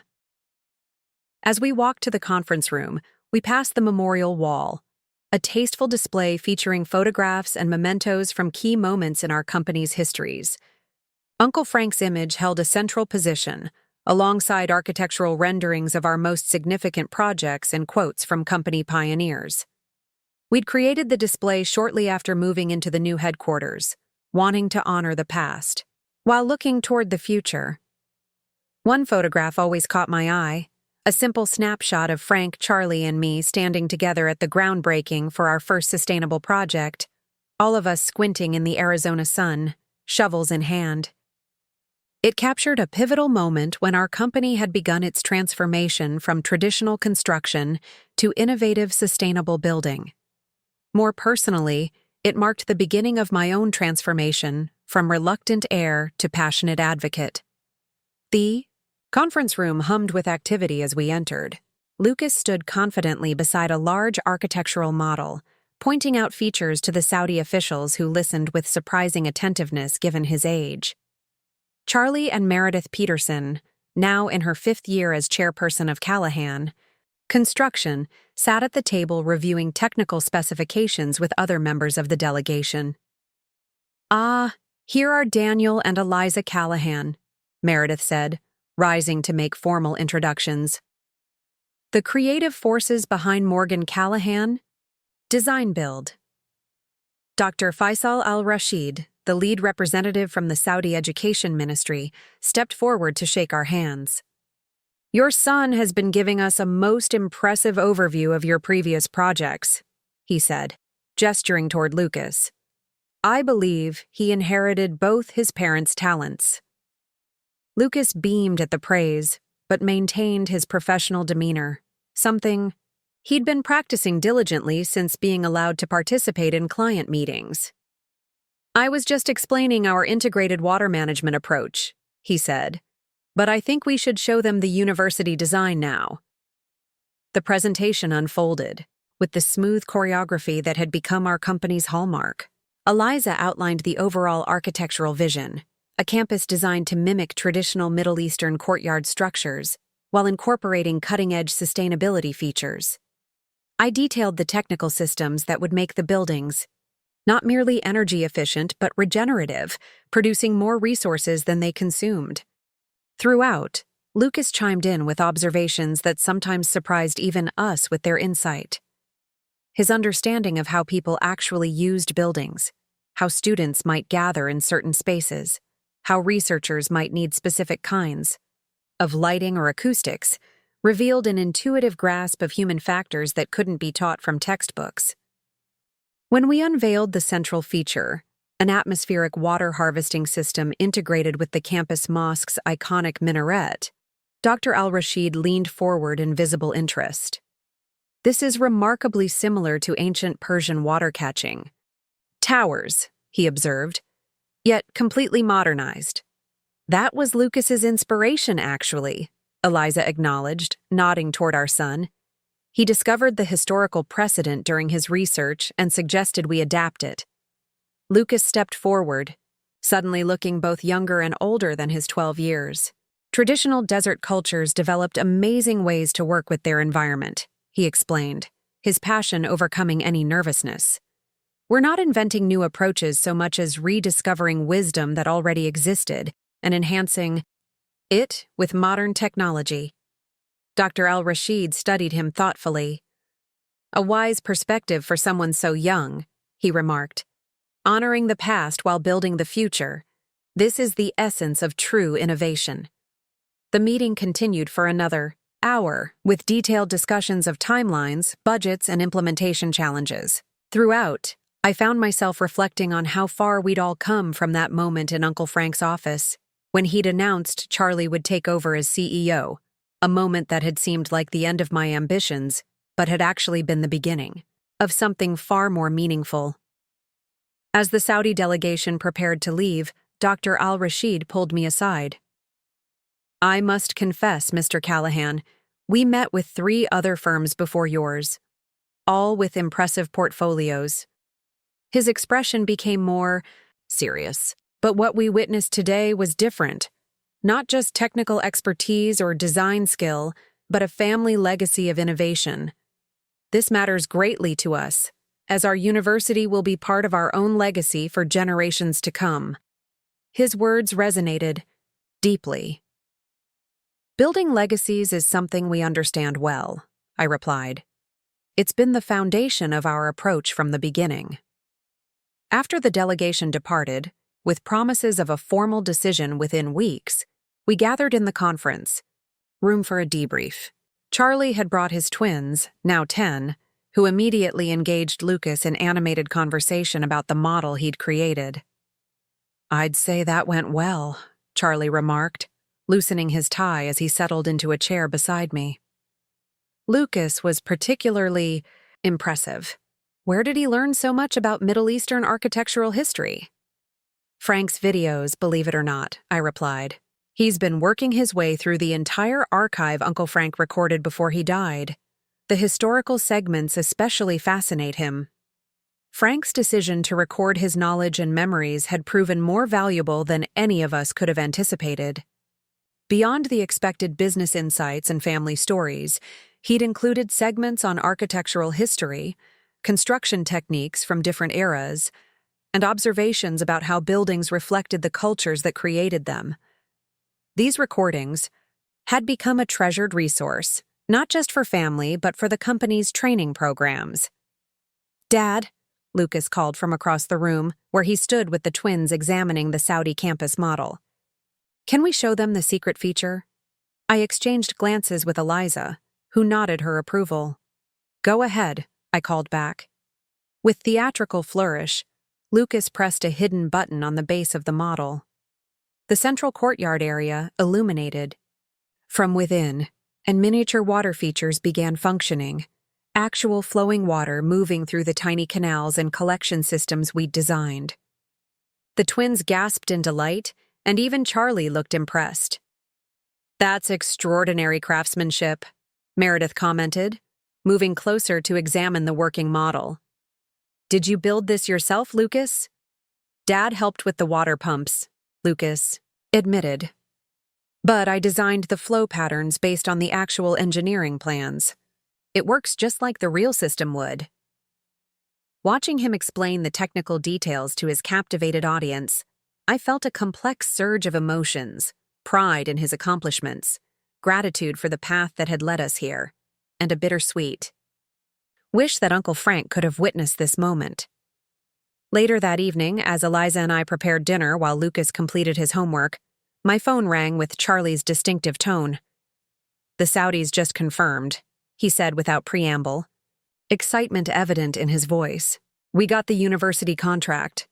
The news was momentous, a project that would occupy both our companies for the next 5 years, establishing our international reputation in definitive fashion. Yet Charlie's next words carried even greater significance. "There's more," he continued. "They specifically mentioned Lucas in their decision, said his participation demonstrated our commitment to sustainable thinking across generations." A chuckle warmed his voice. "Looks like we've got a third-generation Callahan making his mark."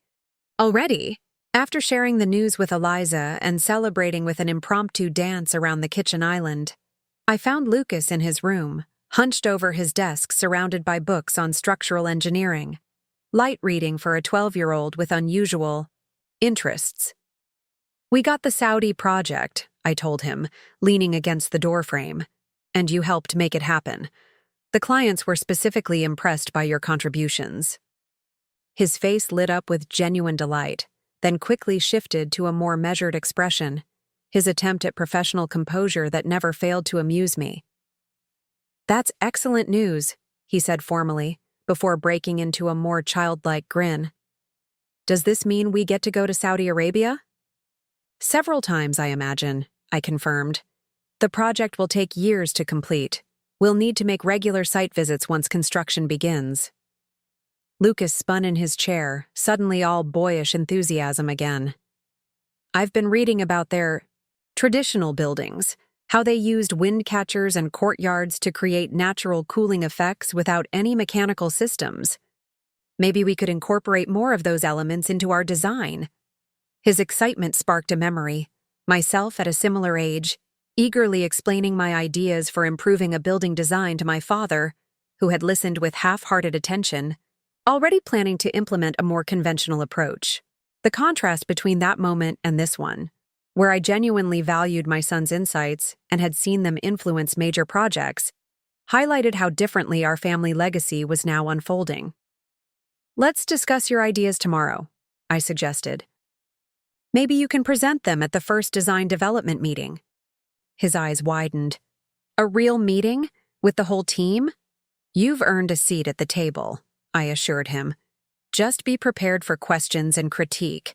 That's part of the professional process. Lucas nodded solemnly. Uncle Frank talked about that in his videos.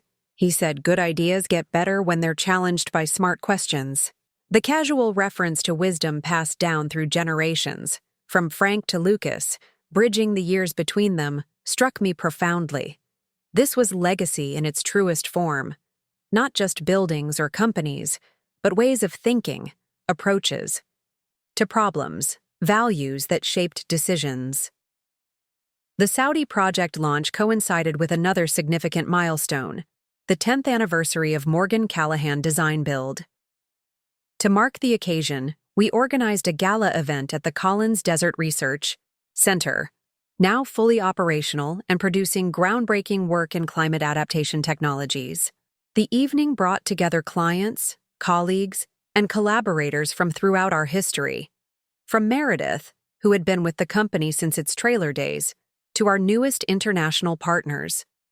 The central atrium of the research center had been transformed for the evening, with subtle lighting highlighting the innovative architectural features that had become our signature.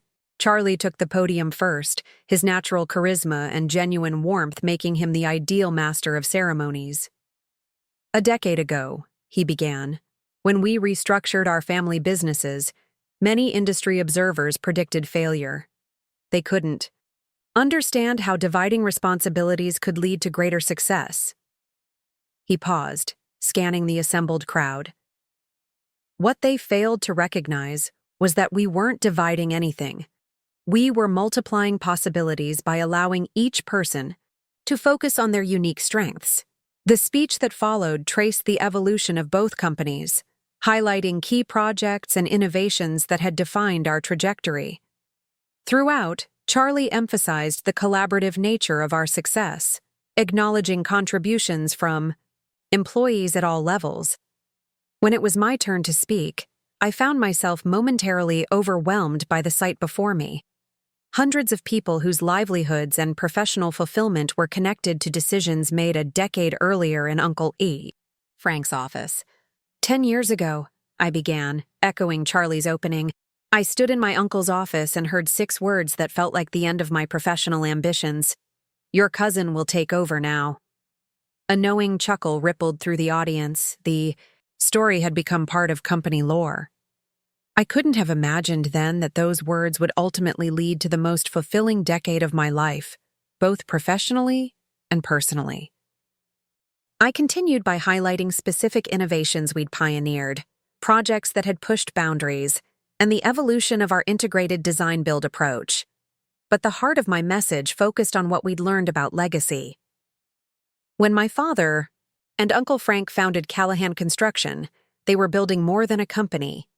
They were creating a vehicle for positive impact, structures that would shelter, inspire, and serve communities long after they were gone.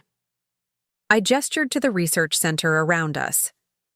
Today, that impact has expanded beyond anything they could have envisioned.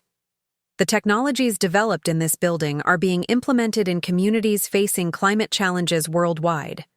The sustainable practices we've pioneered have influenced building codes and industry standards across the country. As I spoke, I noticed Lucas sitting between Eliza and the twins, listening with unusual intensity. He'd recently begun questioning his future role in the family businesses, wondering if his interest was genuine or merely the product of family expectation. It was a healthy questioning, I believed, one that would ultimately lead to more authentic choices than my own reluctant entry into the field had been. Legacy isn't about names on buildings or positions on organizational charts, I continued, thinking of Lucas and the freedom I wanted him to have. It's about impact that outlasts us. Problems solved, lives improved, wisdom passed forward. By that measure, the true Callahan legacy isn't contained in our companies at all.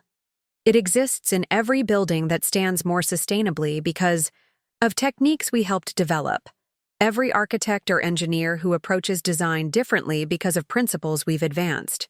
After the formal presentations concluded, The evening transitioned to a more relaxed celebration.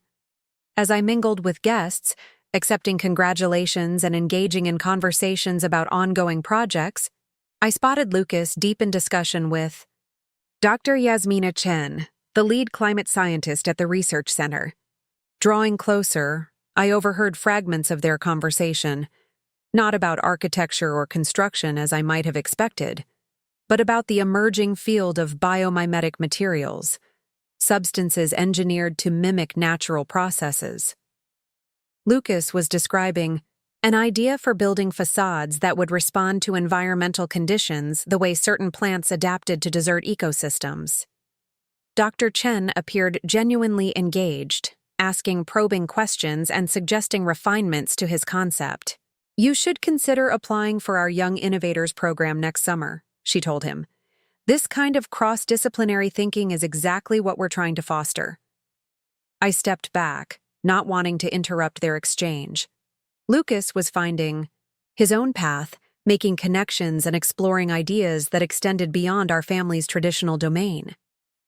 Whether he ultimately joined the family businesses or forged an entirely different career, he was approaching the decision with awareness and intention rather than obligation. Later that night, as the celebration wound down and we prepared to leave, Lucas joined me on the observation deck overlooking the desert landscape. The research center's exterior lighting had been designed to minimize light pollution, allowing the vast canopy of stars to shine with remarkable clarity. "Dad," he said after a contemplative silence, "would Grandpa and Uncle Frank be proud of what we've built?" The question held layers of meaning, not just about the physical structures we'd created, but about the relationships, values, and opportunities that had emerged from their legacy. "Beyond measure," I replied with certainty. "Though I think they'd be proudest not of what we've built, but of how we built it, collaboratively, innovatively, with respect for each person's unique contributions." Lucas nodded, his expression thoughtful as he gazed across the darkened desert.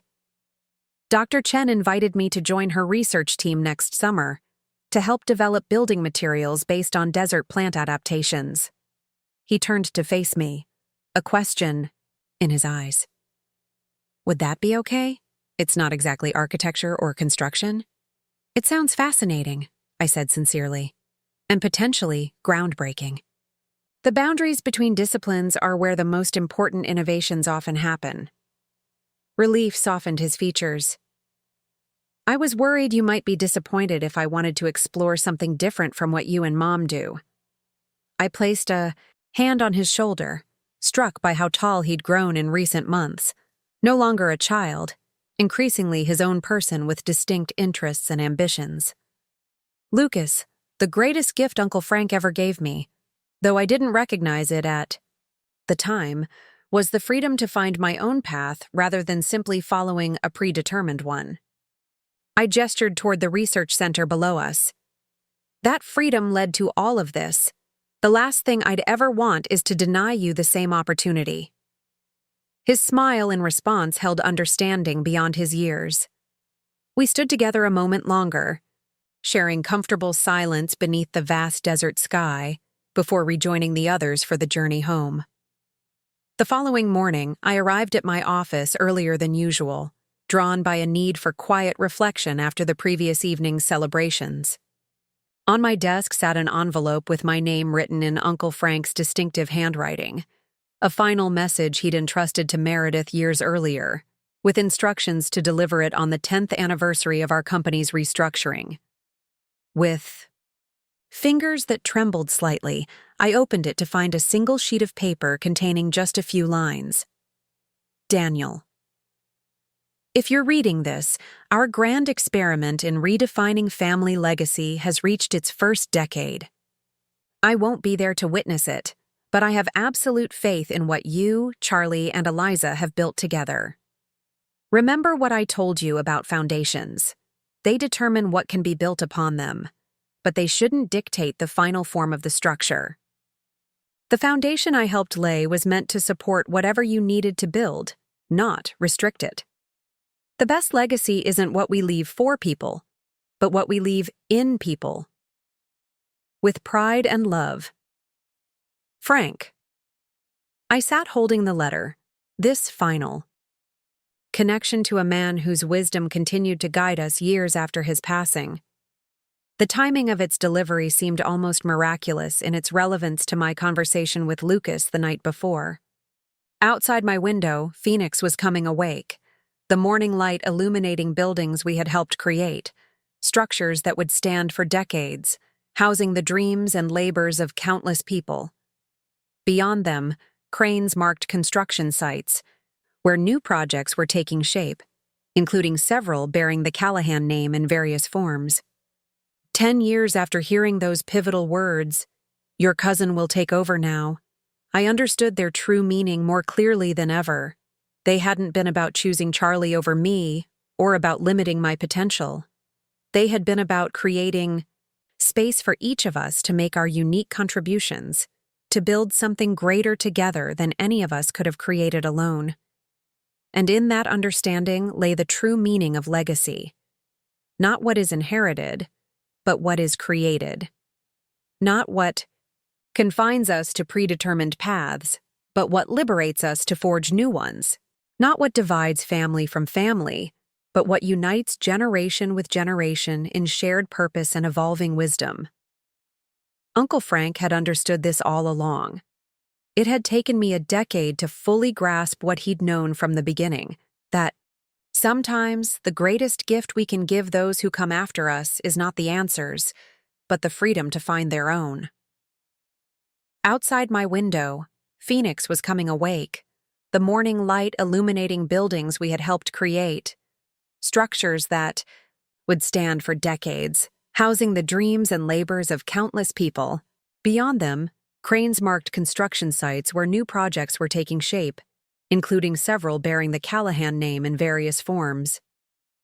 I tucked Uncle Frank's letter into my desk drawer and turned my attention to the Saudi University project plans spread across my workspace. The design process would begin in earnest today, with a team meeting scheduled for mid-morning. Already I could envision how this project would push our capabilities further, demanding innovative solutions to unprecedented challenges. My phone buzzed with a message from Eliza. Lucas wants to present his biomimetic facade concept at the kickoff meeting. Thoughts? I smiled, typing back. Absolutely. Let him lead that segment.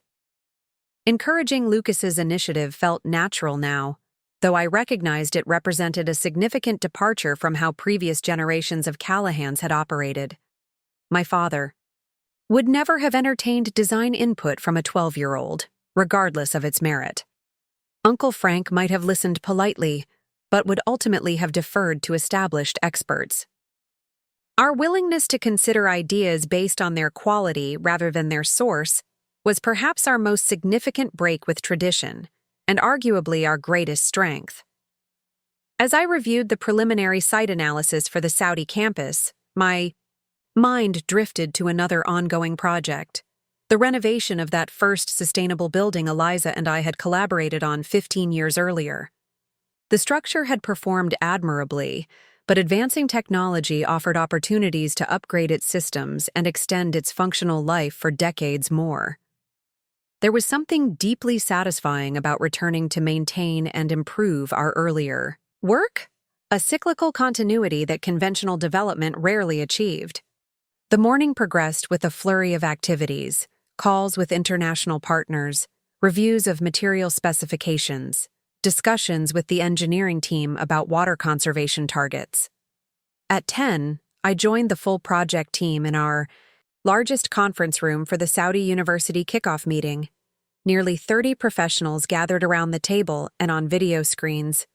Architects, engineers, sustainability specialists, cultural consultants, and construction managers from both Callahan Construction and Morgan Callahan Design Build. The scale of collaboration reflected how far we'd evolved from the days when a handful of people made all decisions from a trailer office. Charlie opened the meeting with a brief overview of the project's significance before turning it over to the design team leads. As presentations progressed, I observed the dynamic interplay between different perspectives.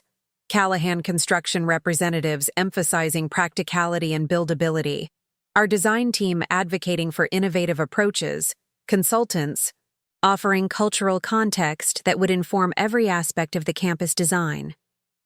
When Lucas's turn came, he approached the presentation screen with composure that belied his youth. The room quieted, some watching with curiosity, others with skepticism, the burden of being the boss's son clearly weighing on him despite our efforts to ensure he earned every opportunity. In studying traditional Middle Eastern architecture, he began, I noticed how buildings evolved specifically to address extreme desert conditions long before modern technology existed. He advanced to a slide showing ancient wind catchers and courtyard designs from various desert cultures. These weren't just aesthetic choices, they were sophisticated environmental responses. As his presentation unfolded, even the skeptics leaned forward with increasing interest. His proposed biomimetic facades, inspired by the cooling mechanisms of certain desert plants, represented a genuine innovation, not merely an incremental improvement on existing systems, but a fundamentally different approach to managing heat transfer. The outer skin would function like stomata in plant leaves, he explained, referencing the microscopic pores plants use to regulate water loss and gas exchange. Responsive panels would open and close based on temperature, humidity, and light conditions, creating a building that literally breathes with its environment. Dr. Nasser, our lead sustainability engineer, raised his hand. The concept is fascinating, Lucas, but have you considered the maintenance implications? Complex mechanical systems tend to fail in desert conditions. Instead of becoming defensive, Lucas nodded thoughtfully. That's a critical concern. That's why I've been studying the crystalline structures in certain cacti that expand and contract without mechanical parts. He advanced to a slide showing microscope images alongside material specifications. I believe we could develop a similar, passive system using new nanomaterials being developed at the Collins Research Center. The discussion that followed transcended any awareness of Lucas's age, focusing entirely on the merits of his proposal and potential implementation challenges. By the meeting's end, the biomimetic facade concept had been designated for further development, with Lucas assigned to a working group that included senior engineers and materials specialists. As the room cleared following the meeting, Charlie lingered behind, a thoughtful expression on his face. Lucas reminds me of you, he remarked, but without the chip on your shoulder you carried at his age. I laughed, acknowledging the truth in his observation. He hasn't had to fight for his place the way I did, or thought I did anyway. That's the real legacy Frank left us, Charlie said. Creating an environment where the next generation doesn't have to battle the last one for respect or opportunity. He gathered his notes, adding, Sarah and I are hosting a barbecue this weekend. Bring Lucas and Eliza. The twins have been working on some kind of surprise presentation of their own. The casual invitation highlighted another aspect of our evolved legacy, the integration of personal and professional relationships without the tension that had characterized previous generations. Charlie and I weren't just business partners. We'd become genuine friends, our families intertwined in ways that enriched all our lives. That afternoon, I visited the construction site of our newest local project, an affordable housing development that incorporated many of the sustainable technologies we'd refined in more prestigious buildings. This had become another hallmark of our approach, ensuring innovations developed for high-profile clients eventually became accessible to broader communities. Site Supervisor Maria Gonzalez greeted me with a firm handshake. She had started with Callahan Construction as an apprentice fresh out of high school 15 years earlier, and had risen through the ranks to become one of our most respected project managers. We're running about 2 weeks ahead of schedule, she reported as we walked the site. The modular components are performing better than expected. Installation time is nearly 40% faster than traditional methods. The modular construction system had been developed jointly by our companies, Another example of how our parallel but interconnected operations yielded innovations neither could have achieved alone. Charlie's team had engineered the structural systems while our design group had ensured the modules could be configured to create architecturally distinctive buildings rather than cookie-cutter boxes. "How's the workforce development program going?" I asked, referring to an initiative Frank had championed before his death, and we had subsequently expanded, training local residents from underserved communities for careers in sustainable construction. Maria's expression brightened. 8 of our current crew came through the program in the last cycle. 2 are already showing leadership potential. She pointed toward a woman directing a small team on the second floor. "Carmen there has a natural talent for logistics. Reminds me of myself when I started." This, too, was part of our evolving legacy, creating pathways for talent regardless of background, recognizing that innovation could come from anywhere if given proper support and opportunity. Frank had believed in this principle conceptually. We had made it core to our operational philosophy. As the afternoon sun began its descent, I made one final stop before heading home: the regional materials testing lab we'd established in partnership with Arizona State University. Here, researchers evaluated new sustainable building components under authentic desert conditions, accelerating the development cycle for innovations that might otherwise take years to validate. Dr. Marcus Reed, the lab's director, was examining data from a new photovoltaic window installation when I arrived. "Daniel, perfect timing. We just got the 6-month results from the thermochromic glass testing." He gestured to a complex graph on his monitor. "Energy performance is exceeding projections by nearly 18%. The thermochromic glass, windows that change their opacity based on temperature and sunlight, had been a speculative investment when we'd funded its development 3 years earlier. Now it appears poised to become a standard feature in desert buildings, potentially reducing cooling loads by a magnitude that would transform energy consumption patterns across the region." "That's fantastic news," I said, studying the data. "How soon until we can incorporate it into production projects?" "We're ready for limited deployment now," Marcus replied. "Your Saudi University project would be an ideal candidate for the first large-scale implementation." The synchronicity was striking. Lucas's biomimetic facade concept would pair perfectly with the thermochromic glazing, potentially creating a building envelope with unprecedented environmental performance. These connections between seemingly separate initiatives, this cross-pollination of ideas across different parts of our extended organization, represented yet another dimension of the legacy we were creating. Evening had settled over Phoenix by the time I arrived home. Our house, a showcase of sustainable residential design that Eliza and I had created to test concepts before implementing them in client projects, glowed with warm light against the darkening desert. Solar collectors that had tracked the sun throughout the day now folded into their resting positions like flowers closing for the night. Inside, I found Eliza and Lucas engaged in an animated discussion at the kitchen island, architectural reference, books and tablet screens scattered around them as they refined his biomimetic concept following the morning meeting. "The Saudi team called while you were at the materials lab," Eliza informed me. "They've already approved the initial concept direction and increased the sustainability budget by 15%. They specifically mentioned Lucas's presentation as a factor in their decision."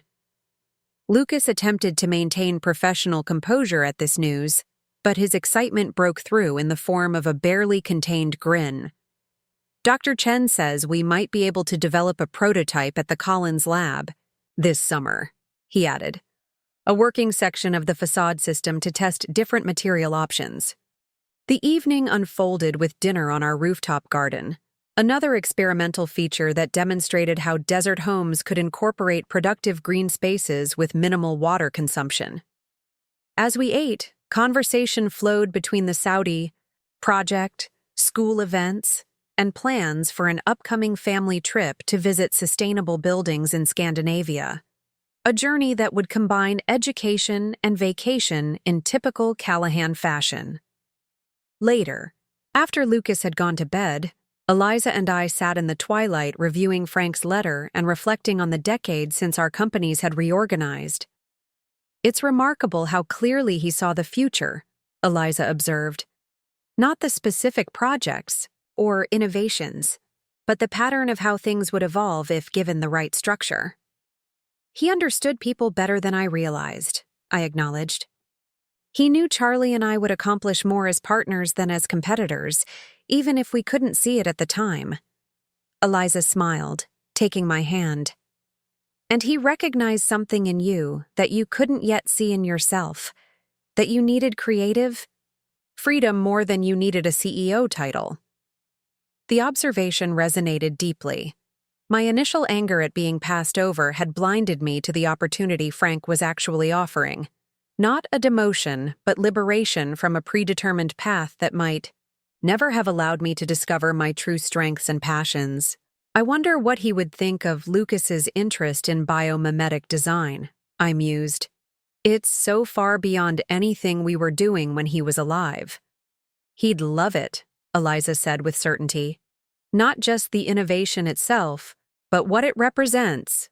The freedom Lucas feels to explore new directions while still building on the foundation you and Charlie established." As night fully claimed the desert sky, revealing the brilliance of stars undiminished by light pollution thanks to our community's dark sky compliant lighting, I reflected on the nature of the legacy we were continuing to build.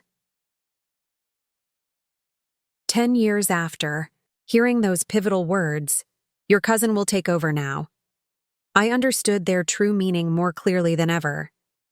They hadn't been about choosing Charlie over me, or about limiting my potential. They had been about creating space for each of us to make our unique contributions, to build something greater together than any of us could have created alone. Beyond the successful companies, innovative buildings, and industry recognition lay the deeper legacy. A framework for collaboration that transcended ego and traditional hierarchies, a culture that valued ideas based on merit rather than source, an approach to business that measured success not just in profit but in positive impact across generations. And in that understanding lay the true meaning of legacy. Not what is inherited, but what is created. Not what confines us to predetermined paths, but what liberates us to forge new ones. Not what divides family from family, but what unites generation with generation in shared purpose and evolving wisdom. Uncle Frank had understood this all along. It had taken me a decade to fully grasp what he'd known from the beginning. That sometimes the greatest gift we can give those who come after us is not the answers, but the freedom to find their own. Tomorrow would bring new challenges. Design. Problems to solve, negotiations to navigate, relationships to nurture. The Saudi University project would demand our best thinking and most innovative approaches. Lucas would continue his journey of discovery, finding his unique place within or beyond the family legacy. Charlie and I would further evolve our partnership as our companies expanded internationally. But tonight, sitting beneath the vast desert sky with Frank's letter nearby and Eliza beside me, I felt profound gratitude for the unexpected path my life had taken from that moment in Frank's office a decade ago. The journey from resentment to understanding, from obligation to passion, from inherited expectation to created purpose. The companies bearing our family name would continue to evolve. The buildings we created would stand for generations. But the true Callahan legacy existed in something less tangible, yet more enduring. The wisdom to recognize that foundations exist not to constrain what is built upon them, but to support whatever needs to emerge next. 20 years had passed since that pivotal moment in Uncle Frank's office. The words that had once cut so deeply, "Your cousin will take over now," had faded into a distant memory, overshadowed by 2 decades of growth, innovation, and shared accomplishment. The Saudi University campus, once just an ambitious concept debated in our conference room, now stood as a testament to sustainable architecture in the desert. Its biomimetic facades, first conceived by a 12-year-old Lucas, had revolutionized how buildings in arid regions managed heat and water. The project had won every major international award in sustainable design and had become a case study taught in architecture schools worldwide. Callahan Construction, under Charlie's steady guidance, had expanded across North America and into Asia, specializing in large-scale infrastructure projects that incorporated cutting-edge sustainability features. Morgan Callahan Design Build had evolved into a global consultancy with offices in Dubai, Singapore, and Barcelona. Our integrated approach to desert-adapted architecture in particular demand as climate change intensified challenges in arid regions globally. On this crisp autumn morning, I stood on the outdoor terrace of our Phoenix headquarters, watching the city come to life beneath a perfect blue sky. At 62, I found myself increasingly reflective, appreciative of the journey that had brought us here, and curious about the path forward. The sound of footsteps behind me broke my reverie. I turned to find Lucas approaching, a tablet under his arm and a confident ease in his movements that reminded me of Uncle Frank. At 32, my son had grown into a remarkable man, brilliant yet humble, driven yet balanced in ways I had never managed at his age. After completing degrees in architecture and bioengineering, he joined Morgan Callahan as head of our Innovation Lab, the division responsible for developing and testing new sustainable building technologies. "The board members are arriving," he said, joining me at the railing. "Mom's showing them the new virtual reality presentation of the Antarctic Research Station design." I nodded, giving myself one more moment to appreciate the view before facing the day's significant business. "How are you feeling about all this?" I asked, studying his profile for signs of the anxiety I would have felt in his position. Lucas smiled, the expression warming features that had grown more serious with increasing responsibility. "Ready," he replied simply. "We've been planning this transition for 5 years. It's time." Today marked a watershed moment for our companies. The formal announcement of leadership succession plans that would shape the next era of the Callahan legacy. After 2 decades of building our parallel but interconnected businesses, Charlie and I had decided to step back from day-to-day operations, transitioning to advisory roles that would allow younger leaders to take the helm. "Your mother mentioned you've made some changes to the reorganization proposal," I said as we made our way inside. "Anything I should know before the meeting?" Lucas hesitated, uncharacteristically uncertain. "I've been thinking about Uncle Frank's approach, how he created space for you and Charlie to find your distinct paths, rather than forcing either of you into predetermined roles." "And?" I prompted, curious where this was leading. "And I've realized the traditional succession model might not be right for us either." He paused at the entrance to the boardroom, lowering his voice. "I don't want to simply inherit leadership of Morgan Callahan. I want to earn it through a more collaborative process that involves the entire leadership team." His words struck me with their wisdom and self-awareness. It had taken me years to recognize the gift Uncle Frank had given us through his unorthodox approach to succession. Lucas had internalized that lesson without having to learn it through the painful process of initial rejection and gradual understanding. "That sounds like exactly the right approach," I assured him, placing a hand on his shoulder. "Let's hear what the board thinks." The boardroom hummed with anticipation as we entered. Over the years, our board had evolved to include not just family members but respected industry leaders, sustainability experts, and representatives from our employee ownership program. Eliza stood at the head of the table, her natural authority commanding attention as she concluded her presentation on the Antarctic project. Charlie sat beside Meredith Peterson, who at 78 remained chairperson emeritus, her institutional knowledge invaluable though she had officially retired 5 years earlier. His twins, Emma and Jacob, now 27, occupied seats representing different aspects of Callahan Construction, Emma as Director of International Development, and Jacob as Chief Sustainability Officer. The meeting proceeded with the formal Business first, quarterly reports, project updates, financial projections. Then came the main agenda item, the succession plan that would transition leadership to the next generation while maintaining the collaborative model that had proven so successful. Charlie presented first, outlining how Callahan Construction would evolve under Emma's leadership as CEO, with Jacob heading a newly expanded sustainability division that would serve both companies. This structure builds on our strengths while allowing for greater integration where it makes strategic sense, he explained, displaying organizational charts that illustrated the proposed changes. When my turn came, I stood beside Lucas, proud of the thoughtful approach he had developed. For the past 20 years, Morgan Callahan has thrived under a partnership model that recognized different but complementary strengths, I began. As we look to the future, we propose not a simple handoff of leadership, but an evolution of our collaborative approach. Lucas took over, presenting a proposal that surprised even me with its innovative thinking.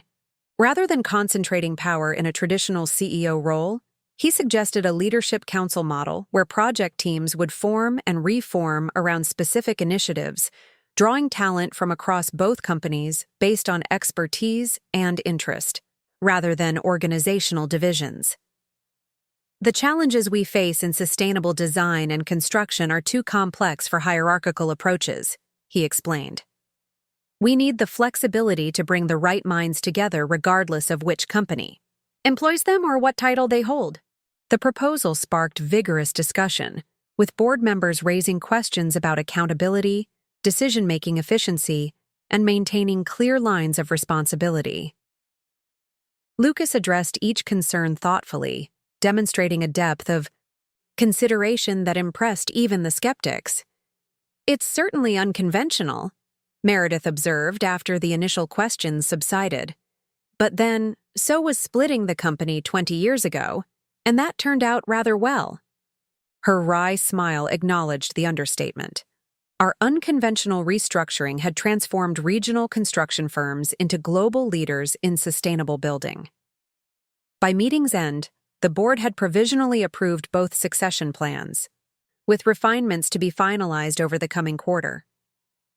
As people gathered their materials and broke into smaller conversations, I found myself beside Charlie, watching our children field questions about implementation details. "They're ready," he said quietly, echoing Lucas's earlier assessment. "More ready than we were at their age." I nodded, feeling a complex mixture of pride, relief, and wistfulness. "They've had better mentors than we did," I replied, "and fewer family ghosts to wrestle with." Charlie laughed softly. "Is that what we were doing all those years? Wrestling ghosts?" "Among other things," I acknowledged, "trying to live up to our father's expectations while simultaneously trying to prove them wrong." "Well, we managed something neither of them anticipated," Charlie said, gesturing to the room full of colleagues engaged in shaping the future of companies that had evolved far beyond their founders' visions. "Though I think Uncle Frank glimpsed the possibilities toward the end." The mention of Frank brought to mind the letter I'd received on our 10th anniversary, his words about foundations determining what could be built without dictating the final form.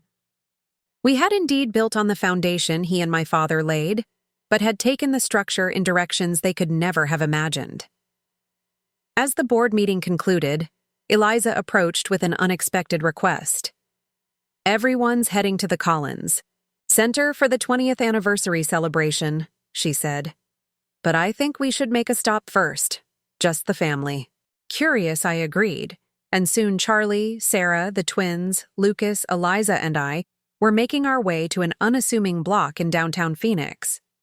The area had transformed dramatically over the decades, with gleaming, sustainable buildings replacing the neglected structures of earlier eras. But one site remained instantly recognizable despite the changes surrounding it: the double-wide trailer that had once housed Callahan Construction's entire operation. The trailer itself was long gone, replaced by a small commemorative plaza we'd created during the neighborhood's redevelopment.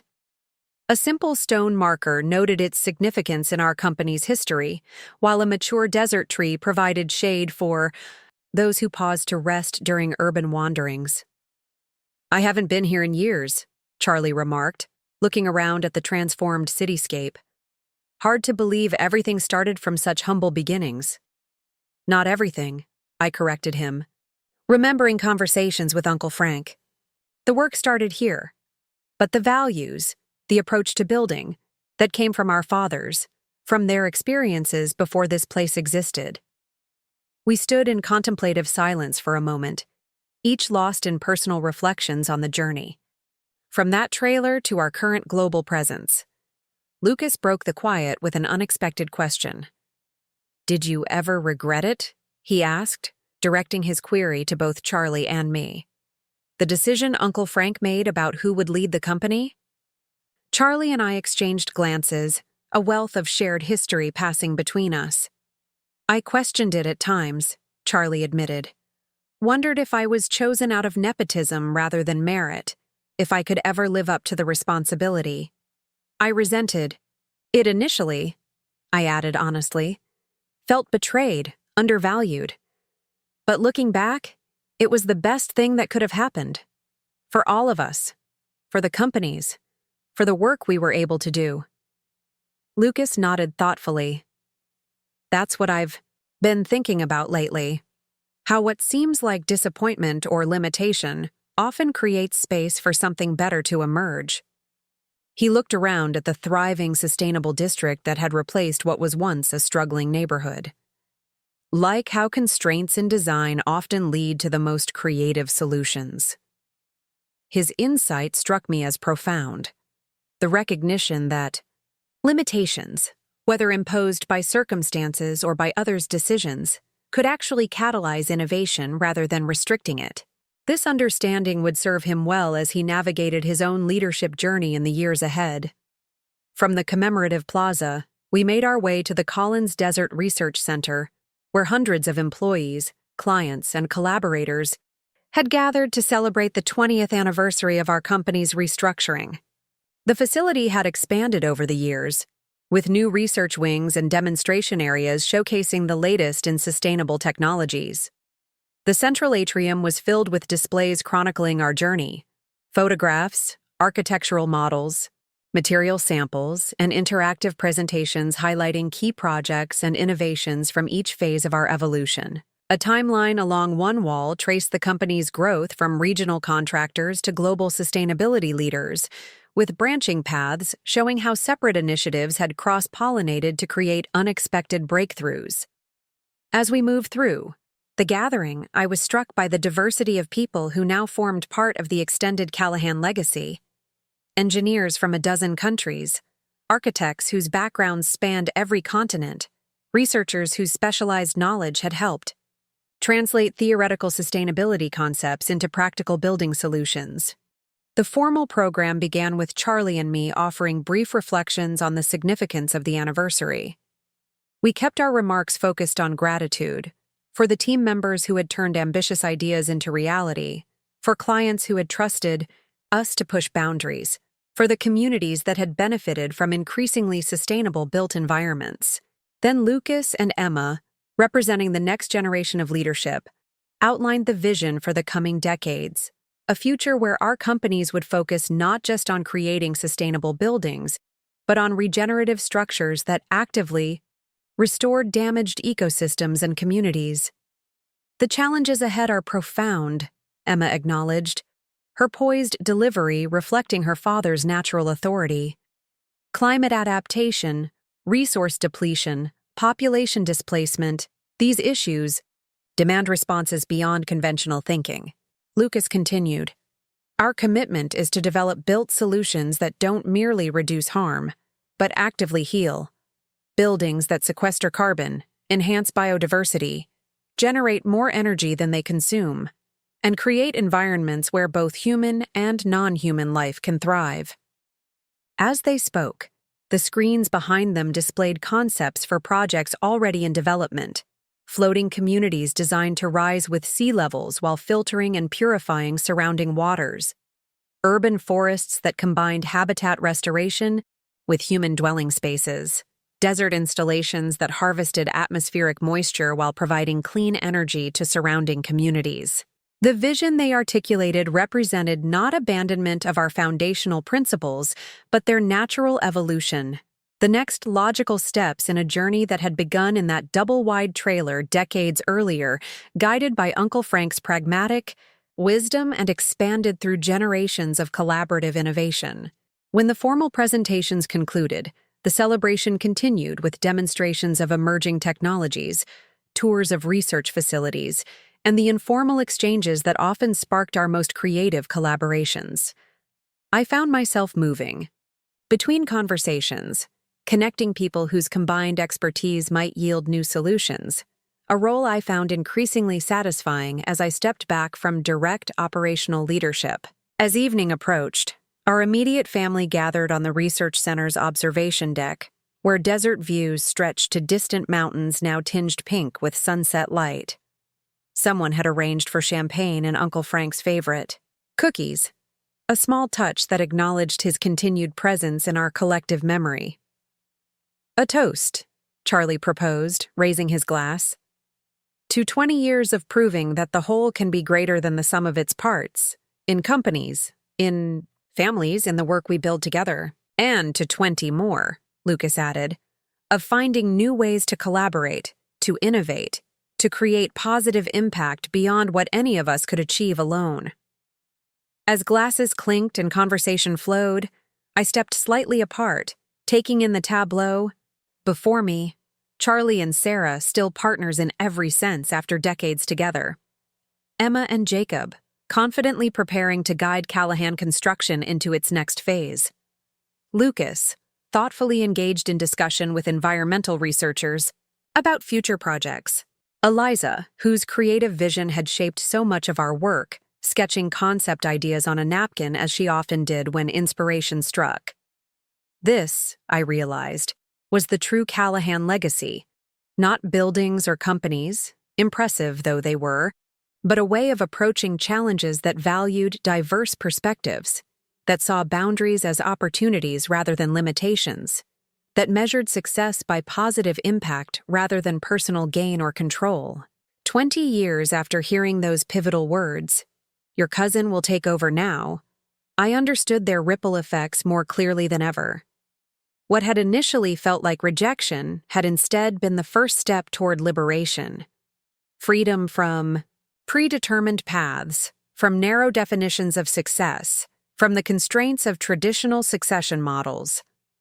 Uncle Frank's decision had created space for each of us to discover and contribute our unique strengths, ultimately building something far more significant than would have been possible under conventional leadership approaches. The wisdom of his choice had become increasingly apparent with each passing year, as our parallel but interconnected operations generated innovations neither could have achieved alone.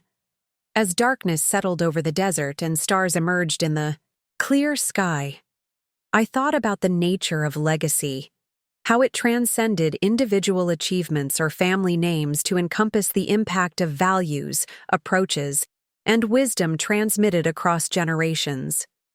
Our father and Uncle Frank had established a foundation focused on quality construction and client relationships. Charlie and I had built upon that foundation, expanding into sustainability and integrated design. Now Lucas, Emma, and Jacob were preparing to take those principles further still, applying them to global challenges their grandfathers could never have envisioned. Each generation had faced different circumstances, requiring different responses. Yet, through all the changes, certain core principles remained constant: integrity in relationships, excellence in execution, willingness to innovate, recognition that the built environment should serve human needs while respecting natural systems. These values would continue guiding the companies long after any of us were directly involved, shaping decisions and approaches through institutional culture rather than personal directive. This was legacy in its truest form, not controlling the future, but equipping it with wisdom earned through experience, then trusting each generation to apply that wisdom to the unique challenges of their time. Later that night, as the celebration wound down and we prepared to leave, Lucas joined me for a final moment on the observation deck. The research center's minimal lighting preserved the brilliant desert night sky, stars spreading in countless patterns across the darkness. "I've been wondering," Lucas said after a companionable silence, "what would have happened if Uncle Frank had made a different decision back then, if he'd chosen you as CEO instead of Charlie?" I considered the question thoughtfully, appreciating its complexity. "The companies would certainly look different," I acknowledged. "Probably more traditionally structured, possibly more focused on regional projects rather than global impact." "Do I? You think they'd be less successful?" Lucas pressed, genuinely curious.